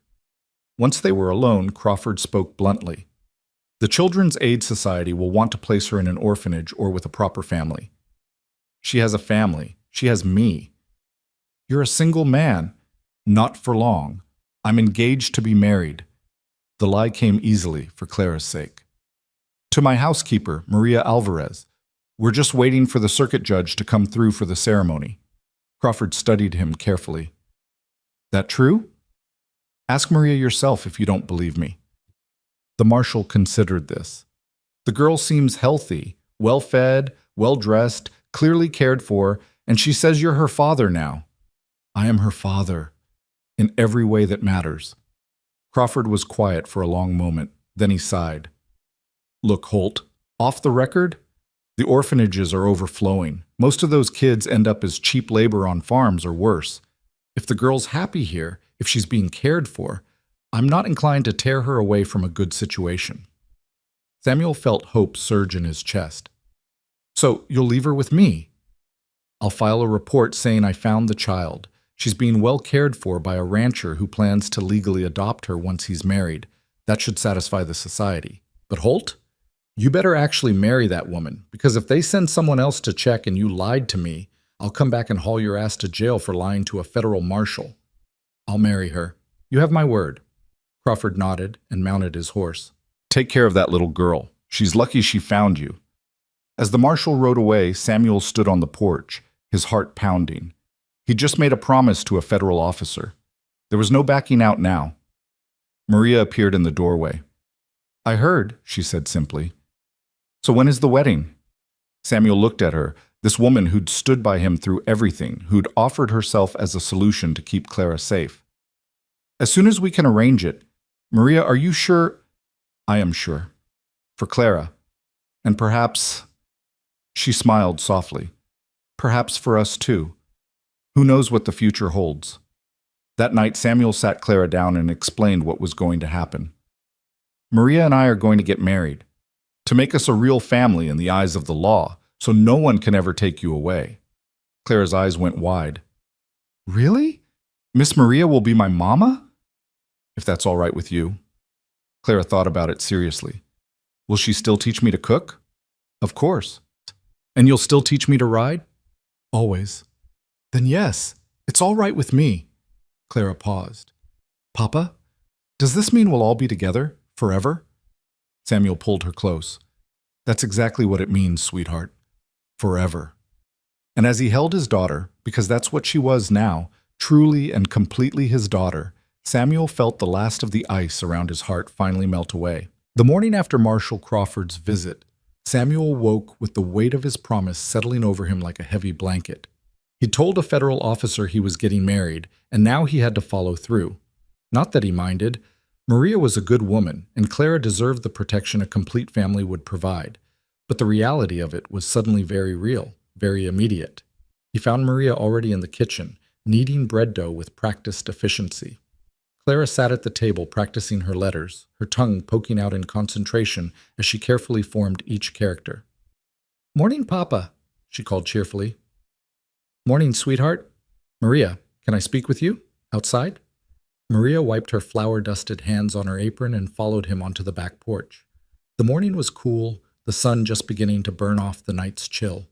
In the distance, ranch hands were already at work, and the sound of horses nickering carried on the breeze. We need to make this official, Samuel said without preamble. Crawford will file his report, and someone might follow up. We can't wait for the circuit judge. He won't be through for another 2 months. So what do you propose? We ride to Cheyenne, find a judge or justice of the peace who can marry us quickly, make it legal before anyone can question it. Maria nodded slowly. And Clara? Comes with us. We'll make it a family trip. She's never seen a real city. It'll be an adventure for her. When do we leave? Samuel appreciated that she didn't hesitate, didn't question. Tomorrow. I'll have Tom handle things here. We'll take the wagon, stay a few days, do this right. Right, Maria echoed, and something flickered in her eyes that Samuel couldn't quite read. Yes, we should do this right. When they told Clara over breakfast, her reaction was pure excitement. A city? A real city with buildings and shops and everything? Everything, Samuel confirmed. And while we're there, Maria and I will get married. Then we'll be a real family, legal and proper. Clara launched herself at Maria, hugging her fiercely. You're going to be my mama! Maria's eyes glistened as she held the child. If you want me to be, mija, I would be honored. Of course I want you to be. You teach me things and make good food and sing to me when I'm sad. You're already like a mama. Samuel watched them together and felt something shift in his chest. This could work. It wasn't the passionate love he'd shared with Catherine, but it was something solid, something real, partnership, respect, affection. Maybe that was enough. They spent the rest of the day preparing for the journey. Maria packed clothes and provisions while Samuel handled ranch business, giving Tom Jessup detailed instructions for managing things in his absence. You're really doing this? Tom asked, studying his boss with knowing eyes. Marrying Maria? I am. About damn time. That woman's been devoted to you for years. She deserves better than being just the housekeeper. Samuel frowned. What do you mean, devoted to me? Tom gave him a look that suggested Samuel was being deliberately dense. Boss, anyone with eyes can see how she looks at you. Has for years. She loved Catherine like a sister, and after Catherine died, Maria stayed because of you. Not just for the job. The revelation hit Samuel like a physical blow. He'd been so wrapped up in his own grief, his own pain, that he'd never considered Maria might have feelings for him beyond professional loyalty. Had she loved him all this time while he mourned another woman? I didn't know, he said quietly. Well, now you do. Treat her right, boss. She's a good woman, and she's been patient enough for a saint. That evening, as they finished packing, Samuel found himself watching Maria with new eyes. The way she smiled at Clara's chatter, the competent way she moved through the house, the quiet strength she'd always possessed. She'd been there through his darkest days, never demanding, never pushing, just present, solid, real. He caught her alone in the kitchen after Clara had gone to bed. "Maria, can I ask you something?" "Of course." "Why did you offer to marry me?" "The real reason." Maria's hands stilled on the dish she was washing. For a long moment, she didn't speak. Then she said quietly, "Because I love her. Clara. She has filled a hole in my heart I did not know was still bleeding. And because—" She turned to face him, her dark eyes steady. "Because I have cared for you for a very long time, Samuel Holt, not as an employer, as a man. I watched you grieve, watched you build walls around your heart, watched you survive but not live, and I waited, because that is what you do when you love someone. You wait." Samuel felt his throat tighten. "Maria, You do not have to say anything. I do not expect declarations of love. I know your heart still belongs to Catherine, and I have made my peace with that. But I also know that people can love more than once, in different ways. I am patient. I can wait longer if I must." "You shouldn't have to wait. You deserve someone who loves you completely." "I want you. Even if you cannot love me the way you loved her, I want this life, this family. Is that so wrong?" Samuel crossed to her and took her hands in his. They were work-roughened, strong hands, capable hands. "It's not wrong. And Maria, I may not love you the way I loved Catherine, but I do care for you, deeply. You've been my anchor for 10 years. You've kept me sane, kept me human. That means something." "It means enough," Maria said softly. "For now, it means enough." They left early the next morning, the wagon loaded with supplies and Clara bouncing with excitement on the bench seat between Samuel and Maria. The journey to Cheyenne would take 2 days of steady travel, and Samuel had planned their route to include an overnight stop at a way station he knew.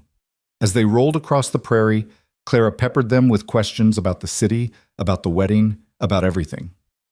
Samuel found himself relaxing into the rhythm of the journey, Maria's presence beside him comfortable and familiar. They made good time, stopping at midday to rest the horses and eat the lunch Maria had packed. Clara ran around stretching her legs, exploring the tall grass and chasing grasshoppers, while Samuel and Maria sat in the wagon's shade. "Are you nervous?" Maria asked. "About getting married?" "A little." "About doing right by Clara?" "More than a little." "You are already doing right by her. She is thriving, Samuel. Surely you see that." He did see it. The difference between the terrified, half-starved child he'd found on the prairie and the laughing girl chasing insects was like night and day. She's a remarkable kid. Brave, smart, resilient. She had to be, to survive what she survived. But now she can be more than just a survivor. She can be a child again, with parents who love her. They reached the way station by evening, a rough but clean establishment run by a widow named Mrs. Garrett. She had 2 rooms available, and Maria took Clara to one while Samuel settled into the other. At dinner, Mrs. Garrett made conversation, her curiosity about their little family evident but politely restrained. "Heading to Cheyenne?" she asked. "Yes, ma'am," Samuel confirmed. "Getting married." Mrs. Garrett beamed at them. "How wonderful! And this little one is yours?" "She is," Maria said firmly, her arm around Clara. "Our daughter." Clara glowed at the words, and Samuel felt that now familiar warmth in his chest. Our daughter. It was true in every way that mattered. That night, lying in his narrow bed, Samuel thought about what was coming. Marriage, family, a life he'd never expected to have again. He thought about Catherine, about the love they'd shared, and silently asked her blessing. He liked to think she'd approve, that she'd want him to be happy, to give Clara the family she deserved. They reached Cheyenne late the next afternoon. The city was a revelation to Clara, who pressed against Samuel's side as they drove down the bustling main street. Buildings rose 2 and 3 stories high, painted and proper. People crowded the wooden sidewalks. Signs advertised everything from dry goods to legal services to medical care. "It's so big," Clara breathed. "So many people." "Wait until you see Denver," Samuel said with a smile. "Makes Cheyenne look like a village." They checked into the Inner Ocean Hotel, a respectable establishment that didn't bat an eye at their request for 2 adjoining rooms. Once settled, Samuel went in search of someone who could perform a marriage ceremony quickly. A helpful clerk at the courthouse directed him to Judge Franklin Wheeler, who maintained offices on the 2nd floor.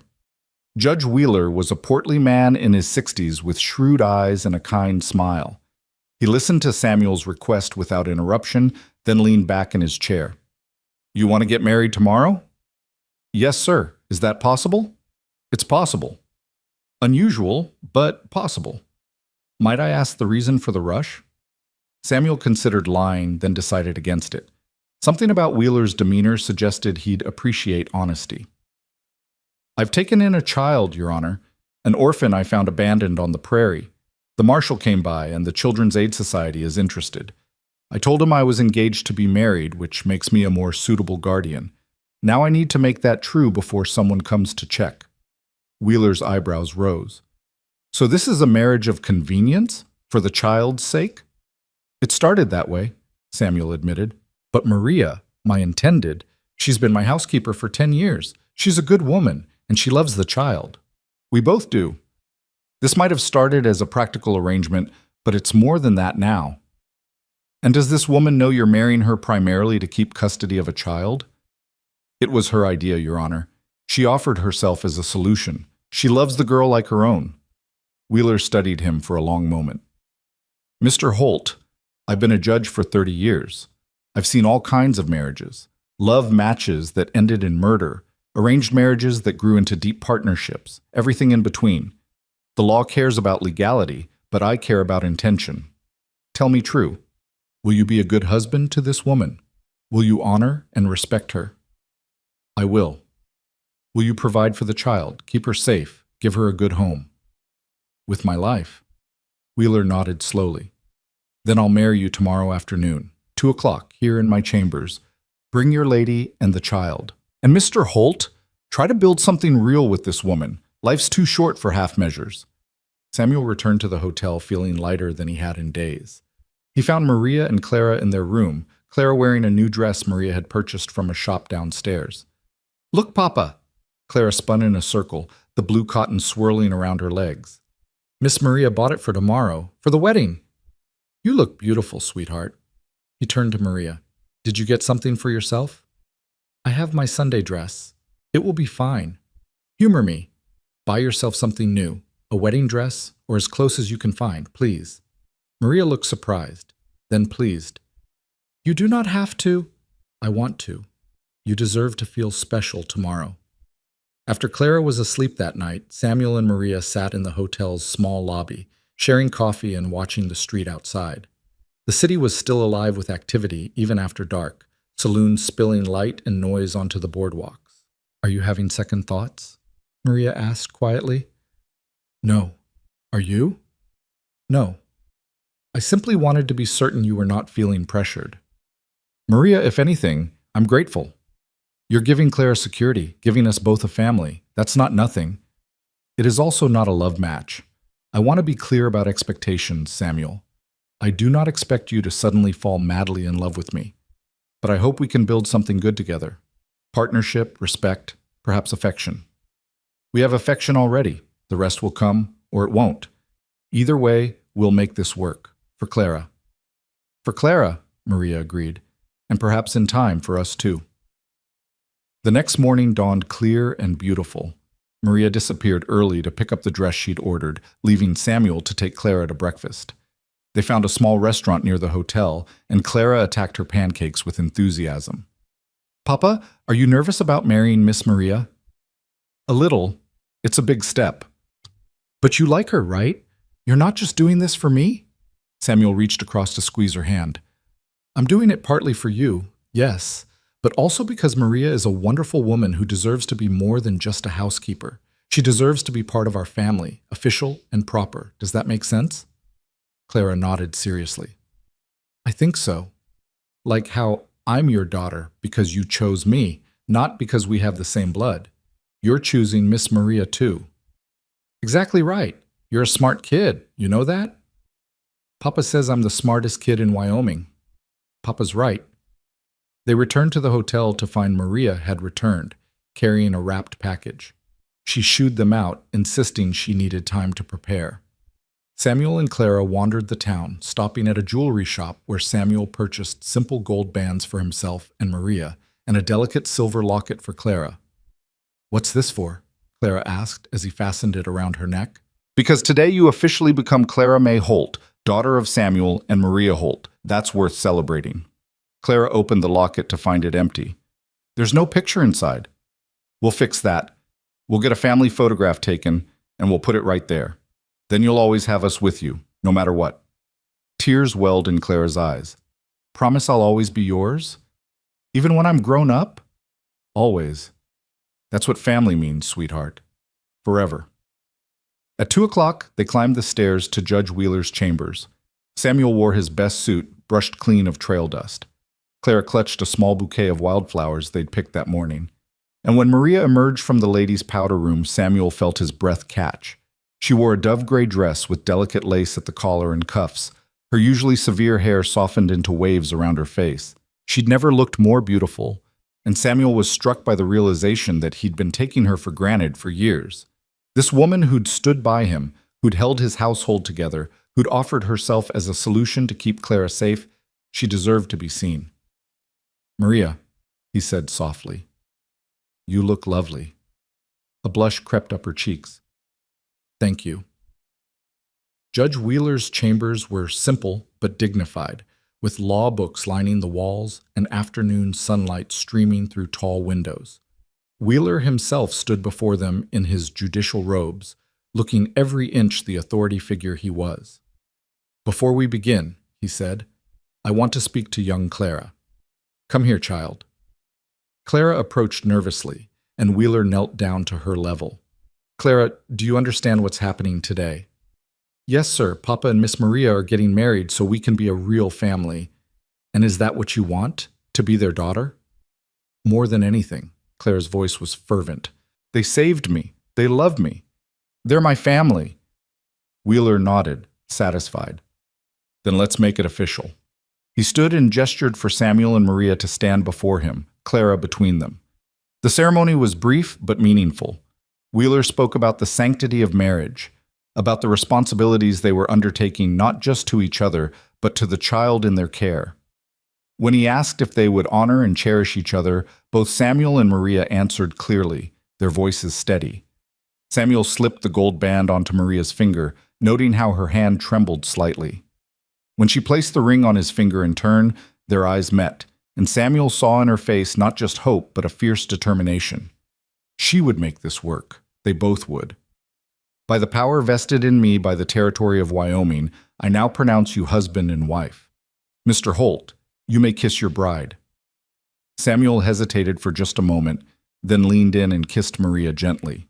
It was chaste, respectful, but there was warmth in it, a promise of possibility. Clara cheered, breaking the solemnity of the moment, and they all laughed. Wheeler produced the marriage certificate, and they signed it formally, Clara watching with wide eyes as her future was made secure with ink and paper. "Congratulations, Mr. and Mrs. Holt," Wheeler said warmly, "and young Miss Holt. May you build a good life together." As they emerged from the courthouse into the bright afternoon, Samuel felt something he hadn't expected. Genuine happiness. Not the passionate, all-consuming joy he'd felt with Catherine, but something steadier, deeper. The satisfaction of having done right by the people who mattered. "Mrs. Holt," he said to Maria, testing the name. She smiled. "It will take some getting used to. We have time, all the time in the world." They celebrated with dinner at Cheyenne's finest restaurant, Clara wide-eyed at the elegant surroundings and multiple courses. She tried oysters for the first time and declared them slimy but interesting. Samuel and Maria shared amused glances across the table, the awkwardness of new marriage beginning to ease into something more comfortable. That night, back at the hotel, there was a moment of awkwardness as they stood in the hallway between their adjoining rooms. They were married now, legally and officially. The expectations had changed.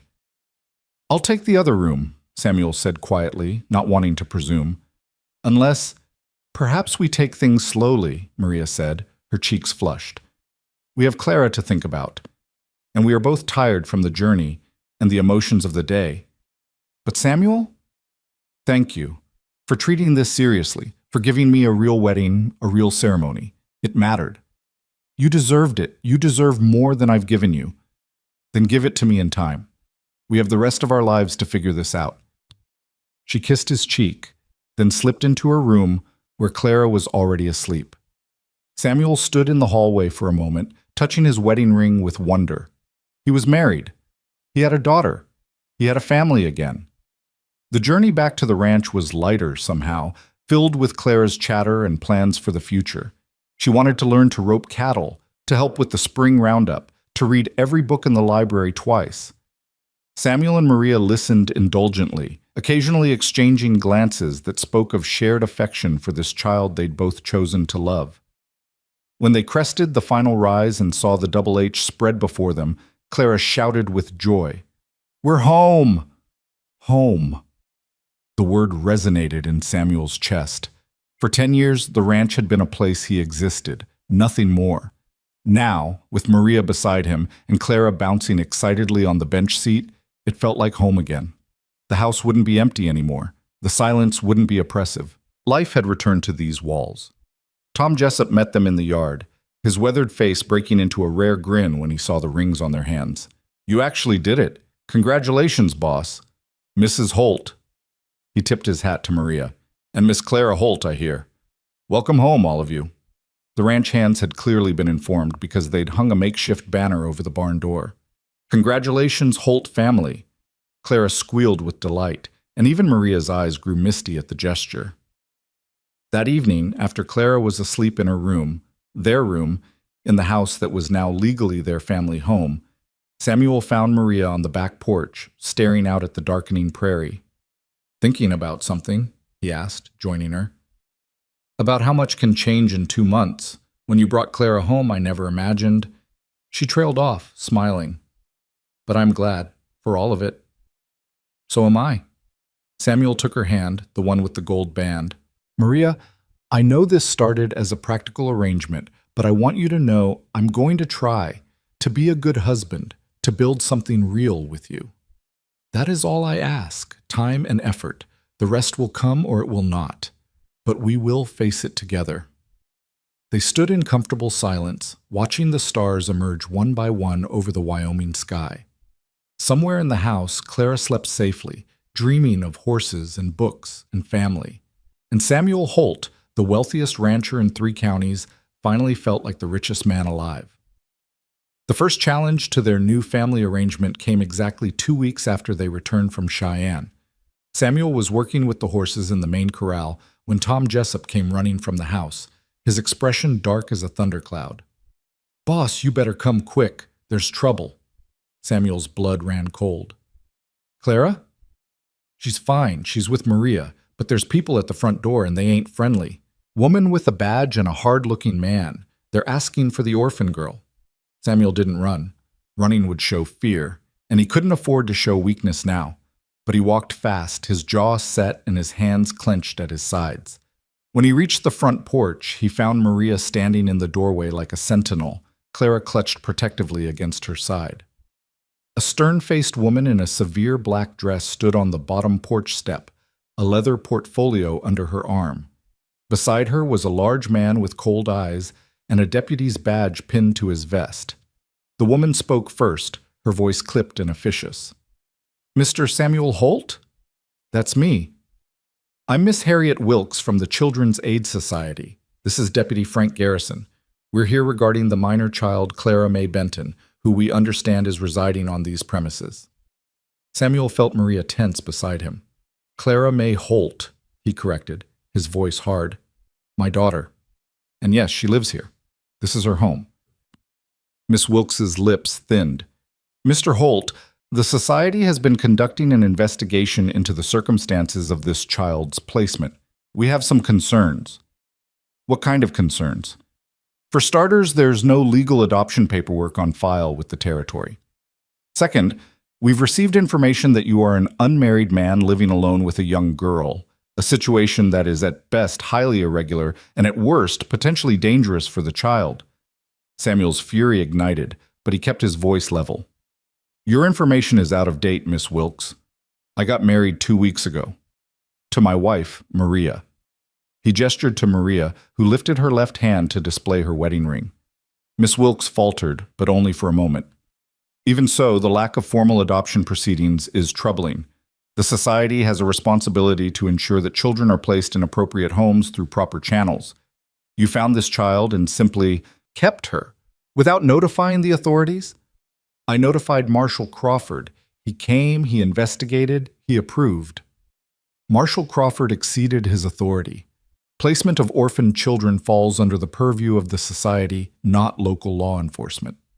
Miss Wilkes consulted her portfolio. Furthermore, we've received a petition from Mrs. Martha Blake, the child's legal stepmother, requesting that Clara be returned to her custody. The name hit Samuel like a fist. Martha, the woman who'd abandoned Clara to die, was now claiming she wanted her back? Clara made a small, terrified sound and pressed harder against Maria. No, she whispered. No, no, no, Papa, don't let them take me. Please don't let them take me.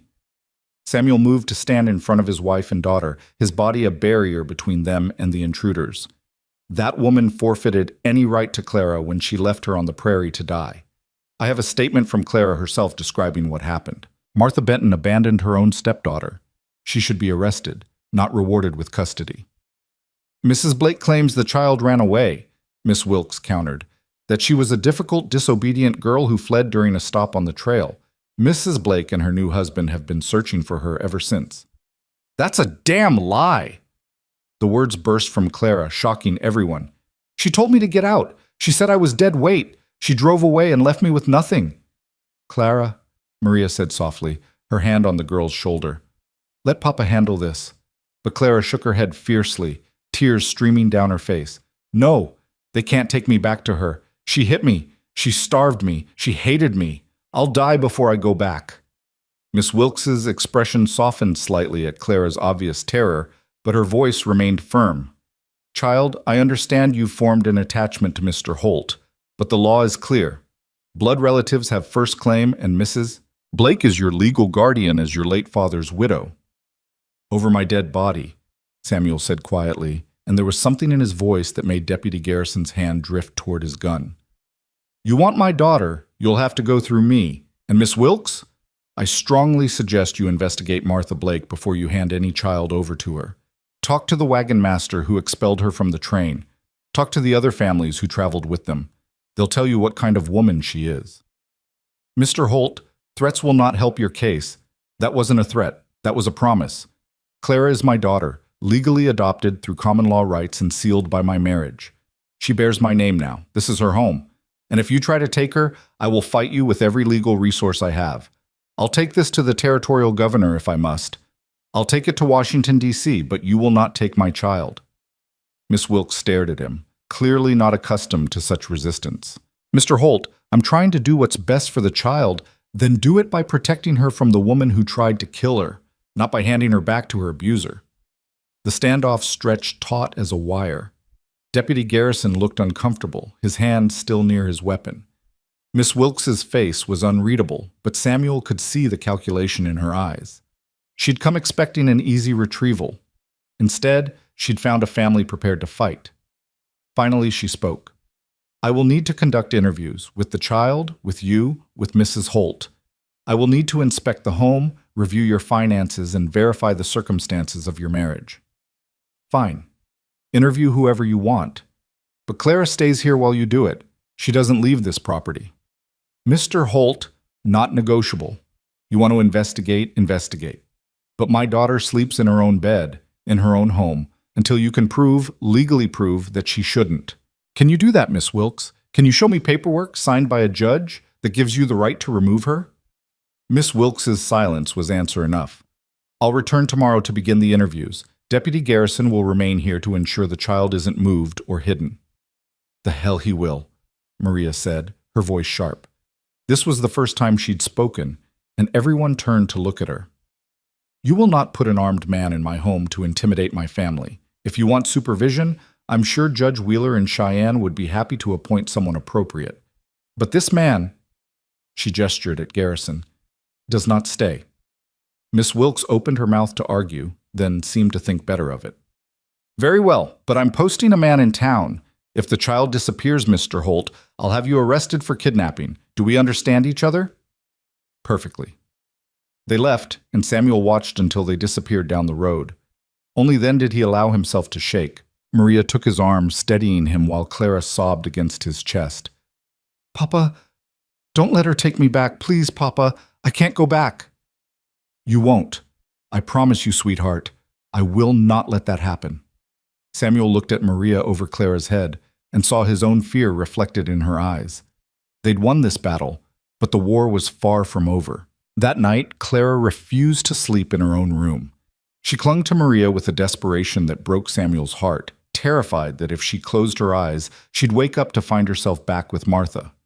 Eventually, Maria made up a pallet on the floor of their bedroom, and Clara curled up there with her ragged doll, finally drifting into an exhausted sleep. Samuel stood at the window, staring out at the dark prairie, his mind racing. They needed help, real help, and they needed it fast. Miss Wilkes would return tomorrow, and behind her stood Martha Blake with her lies and her legal claim.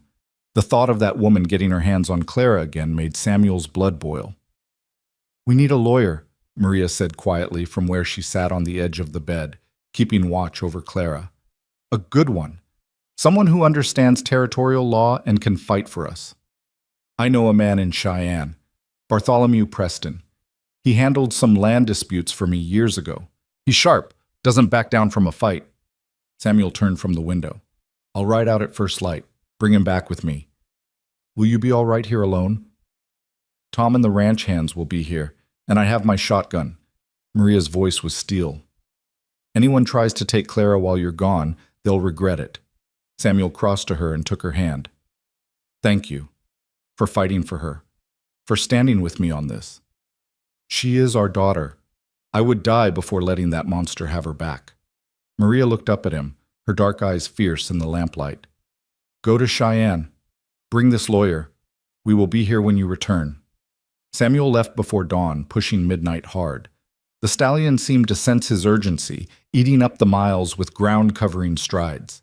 By mid-morning, Samuel was pounding on the door of Bartholomew Preston's office in Cheyenne. Preston was a tall, thin man with steel-gray hair and the sharp eyes of a predator. He listened without interruption as Samuel laid out the situation, his expression growing darker with each detail. So this woman abandoned the child, then married some opportunist who sees a payday in reclaiming her, Preston summarized when Samuel finished. And the Children's Aid Society is considering returning Clara to her custody? That's the situation. Can you help us? Preston leaned back in his chair, steepling his fingers. I can, but Holt, I need to be straight with you. This will be a fight. Blood relatives do have preference in territorial law, and as the widow of Clara's father, Martha Blake has a legal claim. However, he held up a hand as Samuel started to protest. Abandonment negates that claim. If we can prove abandonment and prove Clara is better off with you, we can win this. What do we need? Witnesses. Anyone who saw Martha's treatment of Clara on the trail. The wagon master's testimony would be particularly valuable. Medical evidence of abuse. Clara's own testimony, though that's tricky, judges don't always credit children's words heavily. And we need to establish that you and your wife can provide a stable, loving home.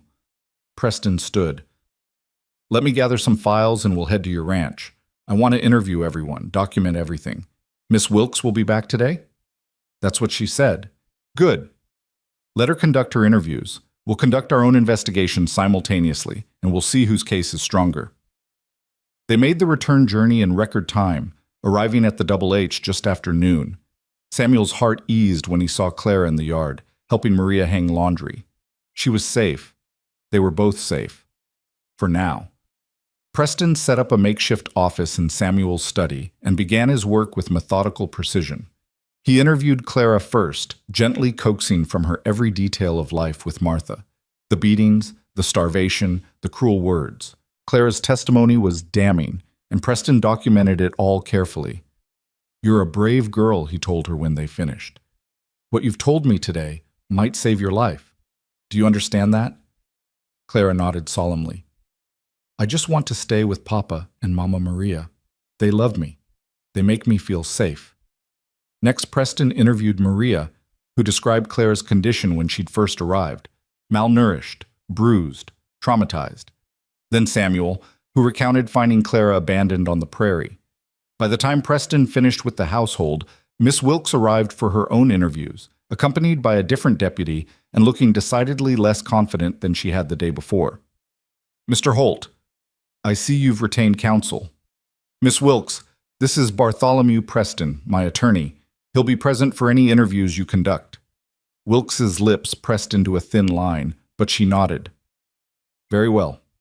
Let's proceed." The interviews were tense, with Preston objecting frequently to Wilkes's more leading questions. But as the afternoon wore on, Samuel noticed something shifting in Wilkes's demeanor. The woman was smart enough to see the evidence piling up against Martha Blake's claims. Clara's terror was too real to be fabricated. The home was clearly loving and stable. And Preston's pointed questions about the society's due diligence in investigating Blake's claims made Wilkes visibly uncomfortable. "Miss Wilkes," Preston said when they finished, "I assume you've obtained statements from members of the wagon train, verified Mrs. Blake's version of events?" The society's resources are limited. Mrs. Blake provided a sworn statement. A statement contradicted by the child, by Mr. Holt, who found her abandoned, and I suspect by anyone else who was on that trail. I suggest you locate Wagon Master Horace Turnbull before proceeding further. His testimony will be crucial. Wilkes left looking troubled, promising to return in 3 days with a decision. Those 3 days felt like 3 years to Samuel. They went through the motions of daily life, ranch work, lessons, meals, but tension hung over everything like a storm cloud. On the second day, Tom Jessup rode in from town with news. "Boss, there's a couple in Medicine Bow asking questions about Clara. Man and woman. The man fits the description of Cyrus Blake that Miss Wilkes mentioned." Samuel's blood ran cold. "Martha's here?" "Looks that way, staying at the boarding house, making noise about her rights as a stepmother. Some folks are sympathetic, but Mrs. Harmon at the general store shut her down pretty quick. Told her any woman who'd abandon a child deserved to hang. Good for Mrs. Harmon." Samuel looked at Preston, who'd stayed at the ranch to prepare their case. "They'll come here eventually." "Let them," Preston said grimly. "I'd like to depose Mrs. Blake personally. Nothing like watching someone lie under oath to destroy their credibility." They didn't have to wait long. The next morning, a hired wagon rolled up the drive carrying Martha Blake, and a man Samuel assumed was her new husband, Cyrus. Martha had changed since Clara last saw her, better fed, better dressed, with the look of someone who'd come into money. Cyrus Blake was a hard-faced man with calculating eyes and a gun belt that suggested he was more than comfortable with violence. Samuel met them on the porch, Preston beside him. Maria had taken Clara inside, barricading the door. Samuel could see ranch hands strategically positioned around the yard, rifles within easy reach. Tom Jessup stood near the barn, his hand resting casually on his gun. "Mr. Holt?" Martha's voice was syrupy sweet, nothing like the harsh tone Clara had described. "I'm Martha Blake. I believe you have my stepdaughter?" "I have my daughter, Clara May Holt. What I don't have is any interest in speaking with you." Martha's smile didn't waver. "Now, Mr. Holt, I understand there's been some confusion. Clara ran away while we were traveling, and I've been searching for her ever since. I'm so grateful you kept her safe, but it's time for her to come home with me now." "She is home." "Mr. Holt, I'm Clara's legal guardian. Her father entrusted her to my care before he died. The law is on my side." Preston stepped forward. "Mrs. Blake, I'm Mr. Holt's attorney. I'd be interested to hear your account of how Clara came to be separated from you, under oath, of course." Something flickered in Martha's eyes: fear, calculation, anger. "I don't need to explain anything to you. That girl is mine by law, and I want her returned." "That girl has a name," Samuel said quietly, his rage barely controlled, "and she's not yours. You forfeited any claim to her when you drove away and left her to die on the prairie. That's a lie. She ran off." "Prove it. Provide one witness who saw her run. One piece of evidence that supports your story. Because I have plenty of evidence that proves mine. I have Clara's testimony. I have my own witness account of finding her abandoned. And I will track down every person on that wagon train who saw how you treated her." Cyrus Blake spoke for the first time, his voice a low growl. You calling my wife a liar? I'm calling her a child abuser and attempted murderer. If that makes her a liar too, so be it. Cyrus's hand moved toward his gun, but suddenly the yard was full of motion. Tom and the ranch hands raised their rifles in perfect synchronization, every barrel trained on Cyrus. The man froze, his hand hovering over his weapon. I wouldn't, Tom said conversationally. You're outnumbered, outgunned, and on private property. Pull that weapon and you won't live to regret it. This ain't over, Cyrus snarled. We got legal rights. Then pursue them legally, Preston interrupted. Through the courts, with evidence and testimony. But if you set foot on this property again without a court order, you'll be arrested for trespassing. And if you threaten Mr. Holt or his family again, I'll personally ensure you're charged with assault. Are we clear? Martha's composure cracked. That girl owes me. Her father's death left me with nothing. No money, no prospects, nothing. The least she can do is earn her keep. The admission hung in the air like a death knell. Preston smiled slowly. Thank you, Mrs. Blake. That statement will be very useful in court. Martha's face went white as she realized what she'd said. Cyrus grabbed her arm and hauled her back toward the wagon. Shut up, woman. You've said enough. They left in a cloud of dust and fury, but Samuel knew they'd be back. People that desperate, that determined, didn't give up easily. Inside the house, Samuel found Clara pressed against Maria's side, trembling. Is she gone?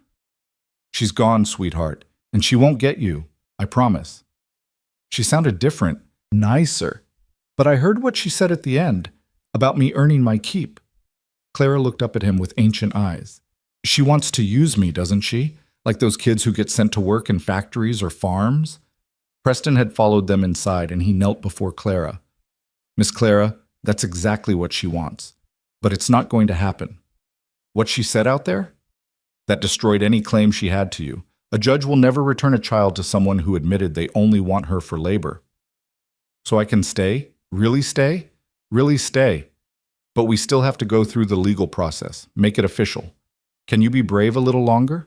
Clara nodded, squaring her thin shoulders. I can be brave. I've been brave before. 3 days later, they received word that Miss Wilkes had returned to town and wanted to meet at the courthouse. Judge Wheeler had agreed to hear the case immediately, given the circumstances. Samuel, Maria, Clara, and Preston made the journey together, tension riding with them every mile. The courthouse was packed. Word had spread about the case, and apparently the whole territory had opinions. Mrs. Harmon from the general store was there, as was the minister from the church, several ranch hands from the Double H, and more townspeople than Samuel could count. Martha and Cyrus Blake sat on one side of the courtroom, looking significantly less confident than they had at the ranch. Judge Wheeler called the court to order, his expression grave. This is a hearing to determine custody of the minor child Clara May Benton, also known as Clara May Holt. I've reviewed the preliminary statements and evidence. Miss Wilkes, you wish to address the court? Wilkes stood, and to Samuel's surprise, she didn't argue for Martha's claim. Your Honor, after conducting a thorough investigation, the Children's Aid Society withdraws its support for Mrs. Blake's petition. We've obtained testimony from Wagon Master Horace Turnbull, who confirmed that Mrs. Blake claimed the child was ill, as a pretense to separate from the wagon train. We've also spoken with 3 families who traveled with them, all of whom reported witnessing Mrs. Blake's verbal and physical abuse of the child. Furthermore, Mrs. Blake's own statements to Mr. Holt and his attorney suggest her interest in the child is financial rather than maternal. Martha jumped to her feet. That's not true. I love Clara. I've been searching for her. Mrs. Blake, you'll have your chance to speak, Wheeler said sternly. Sit down. Preston stood. Your Honor, I'd like to call Clara May Holt to testify. Clara walked to the witness stand with Maria beside her for support. Preston questioned her gently, letting her tell her story in her own words. The courtroom was utterly silent as Clara described life with Martha, the beatings, the starvation, the day Martha drove away and left her on the prairie. Clara, Preston asked softly, if the court returned you to Mrs. Blake, what would happen? I'd die, Clara said simply. Maybe not right away, but eventually. She doesn't want me. She never did. She'd work me until I broke or she'd abandon me again. I know it. And if you stayed with Samuel and Maria Holt? Clara's face transformed, lit from within. Then I'd have a family. I'd have parents who love me and want me. I'd have a home where I'm safe. I'd have a future. She looked directly at Judge Wheeler. Please, sir, please let me stay with my papa and mama. They chose me when no one else wanted me. That means something, doesn't it? Wheeler's eyes were suspiciously bright. It means everything, child. Mr. Preston, call your next witness. Samuel testified about finding Clara, about the state she was in, about the home they'd built together. Maria spoke about Clara's progress, her intelligence, her resilience. Tom Jessup described the day Clara arrived and the transformation he'd witnessed. Even Mrs. Harmon testified about seeing Clara in town, noting how healthy and happy she appeared. Finally, Preston called Martha Blake to the stand. Under oath, Martha's story fell apart. Preston picked it apart with surgical precision, highlighting contradictions, pressing on inconsistencies. When he asked directly if she'd abandoned Clara, Martha tried to maintain her lies, but her earlier admission to Samuel haunted her. Mrs. Blake, you told Mr. Holt, and I quote, "That girl owes me. The least she can do is earn her keep. Is that correct?" Martha's lawyer objected, but Preston had witnesses. Tom Jessup and 2 ranch hands had heard the statement. Martha's face flushed with anger and humiliation. I was upset. I didn't mean... You meant exactly what you said. You see Clara as a commodity, a source of labor or profit, not as a child who needs love and protection. That's not... Martha's composure shattered completely. Fine, yes, I left her. She was eating my food, using my supplies, and giving me nothing in return. Her father died and left me with nothing but debts and his brat. What was I supposed to do? The courtroom erupted. Wheeler had to bang his gavel repeatedly to restore order. Martha seemed to realize what she'd admitted and collapsed in her chair, sobbing. Cyrus Blake looked like he wanted to disappear. I've heard enough, Wheeler said when order was restored. Mrs. Blake, your admission of abandonment is appalling. You left a vulnerable child to die in the wilderness because you viewed her as a financial burden. That alone disqualifies you from custody. But your subsequent attempt to reclaim her for financial exploitation makes you unfit to be near any child, let alone one you've already abused. Your Honor, Martha's lawyer tried to intervene, but Wheeler cut him off. I'm not finished. Mr. Holt, Mrs. Holt approached the bench. Samuel and Maria stood together, Samuel's arm around his wife's waist. Wheeler looked at them thoughtfully. I've presided over a lot of custody cases in my years on the bench. I've seen children treated as property, as servants, as inconveniences. What I haven't seen often enough is what I see here. 2 people who chose a child not for what she could do for them, but simply because she needed them. You've provided Clara with a loving home, stability, education, and most importantly, safety. Your marriage may have started as a practical arrangement, but anyone with eyes can see it's become something real. You're a family in the truest sense. He picked up his gavel. Therefore, I'm terminating all parental rights of Martha Blake regarding the minor child Clara May Benton. Furthermore, I'm granting full adoption rights to Samuel and Maria Holt. Clara May Holt is legally and permanently their daughter. This decision is final and binding. The gavel came down with a crack that echoed through the courthouse. For a moment, there was absolute silence. Then the room exploded with applause and cheers. Clara burst into tears and ran to Samuel and Maria, who caught her in their arms and held her tight. Is it real? Clara sobbed. Is it really over? She can't take me back? It's real, sweetheart, Samuel said, his own voice choked with emotion. You're ours. Forever. Legally, officially, completely ours. Martha Blake was still sobbing at her table, but Samuel felt no pity for her. She'd made her choices, and now she'd live with the consequences. Wheeler was already instructing the bailiff to ensure the Blakes left town and stayed away from the Holts. Outside the courthouse, well-wishers surrounded them. Mrs. Harmon pressed a bag of candy into Clara's hands. The minister offered his congratulations. Even Miss Wilkes approached, looking contrite. Mr. Holt, I apologize for how this began. The society tries to protect children, but sometimes we get it wrong. I'm glad we got it right in the end. So am I, Miss Wilkes. So am I. The journey home was joyous. Clara chattering nonstop about being officially adopted, about her name being Clara May Holt forever and ever. When they crested the final rise and saw the double H spread before them, Samuel felt something settle in his chest. This was home. This was family. This was everything he'd thought he'd lost forever. That night, after Clara was asleep, Samuel found Maria on the back porch, where she so often went to think. He joined her, taking her hand in his. "Thank you," he said simply. "For what?" "For offering to marry me. For loving Clara. For fighting for our family. For being exactly who you are." Maria smiled, squeezing his hand. "You don't need to thank me for loving them. It was the easiest thing I've ever done." "Them?" "Clara. And you." She turned to face him fully. "I know this marriage began as a practical arrangement, Samuel, but somewhere along the way it became real for me. You don't have to feel the same." Samuel kissed her, cutting off her words. It was deeper than their first kiss, full of promise and possibility. When he pulled back, Maria's eyes were wide. "I do feel the same," he said quietly. "It snuck up on me, but it's there. Respect, affection, maybe even love. Catherine will always be part of my past, but Maria, you're my future. You and Clara both." Tears spilled down Maria's cheeks, but she was smiling. "Then we are truly a family, in every way." "In every way," Samuel agreed. The years that followed were good ones. Clara grew from a frightened 8-year-old into a confident young woman, educated and capable.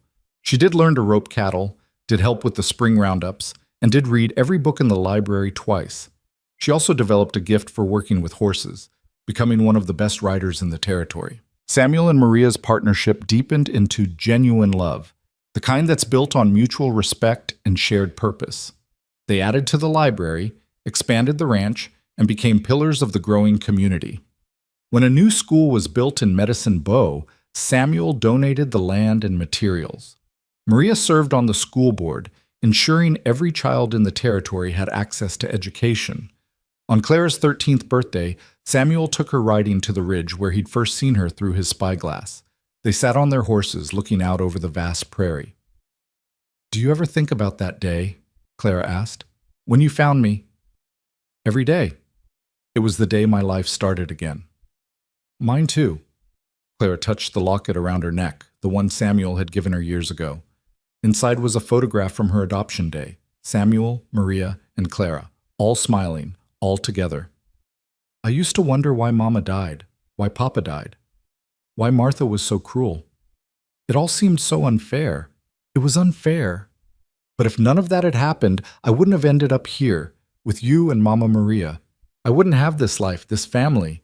So maybe—" She paused, searching for words. "Maybe the bad things happened so the good things could happen too." Samuel thought about Catherine and baby Thomas, about the decade of grief and loneliness he'd endured, about how finding Clara had cracked open his heart and let life back in, about how Maria's patient love had healed wounds he'd thought would never close. "Maybe you're right, sweetheart. Maybe you're right." They rode back to the ranch together as the sun began to set, painting the sky in shades of gold and crimson. Below them, the lights of the Double H glowed warm and welcoming. Maria would be in the kitchen, preparing dinner. Tom and the ranch hands would be finishing their day's work. Everything and everyone Samuel loved was there, in that house that had once been so empty.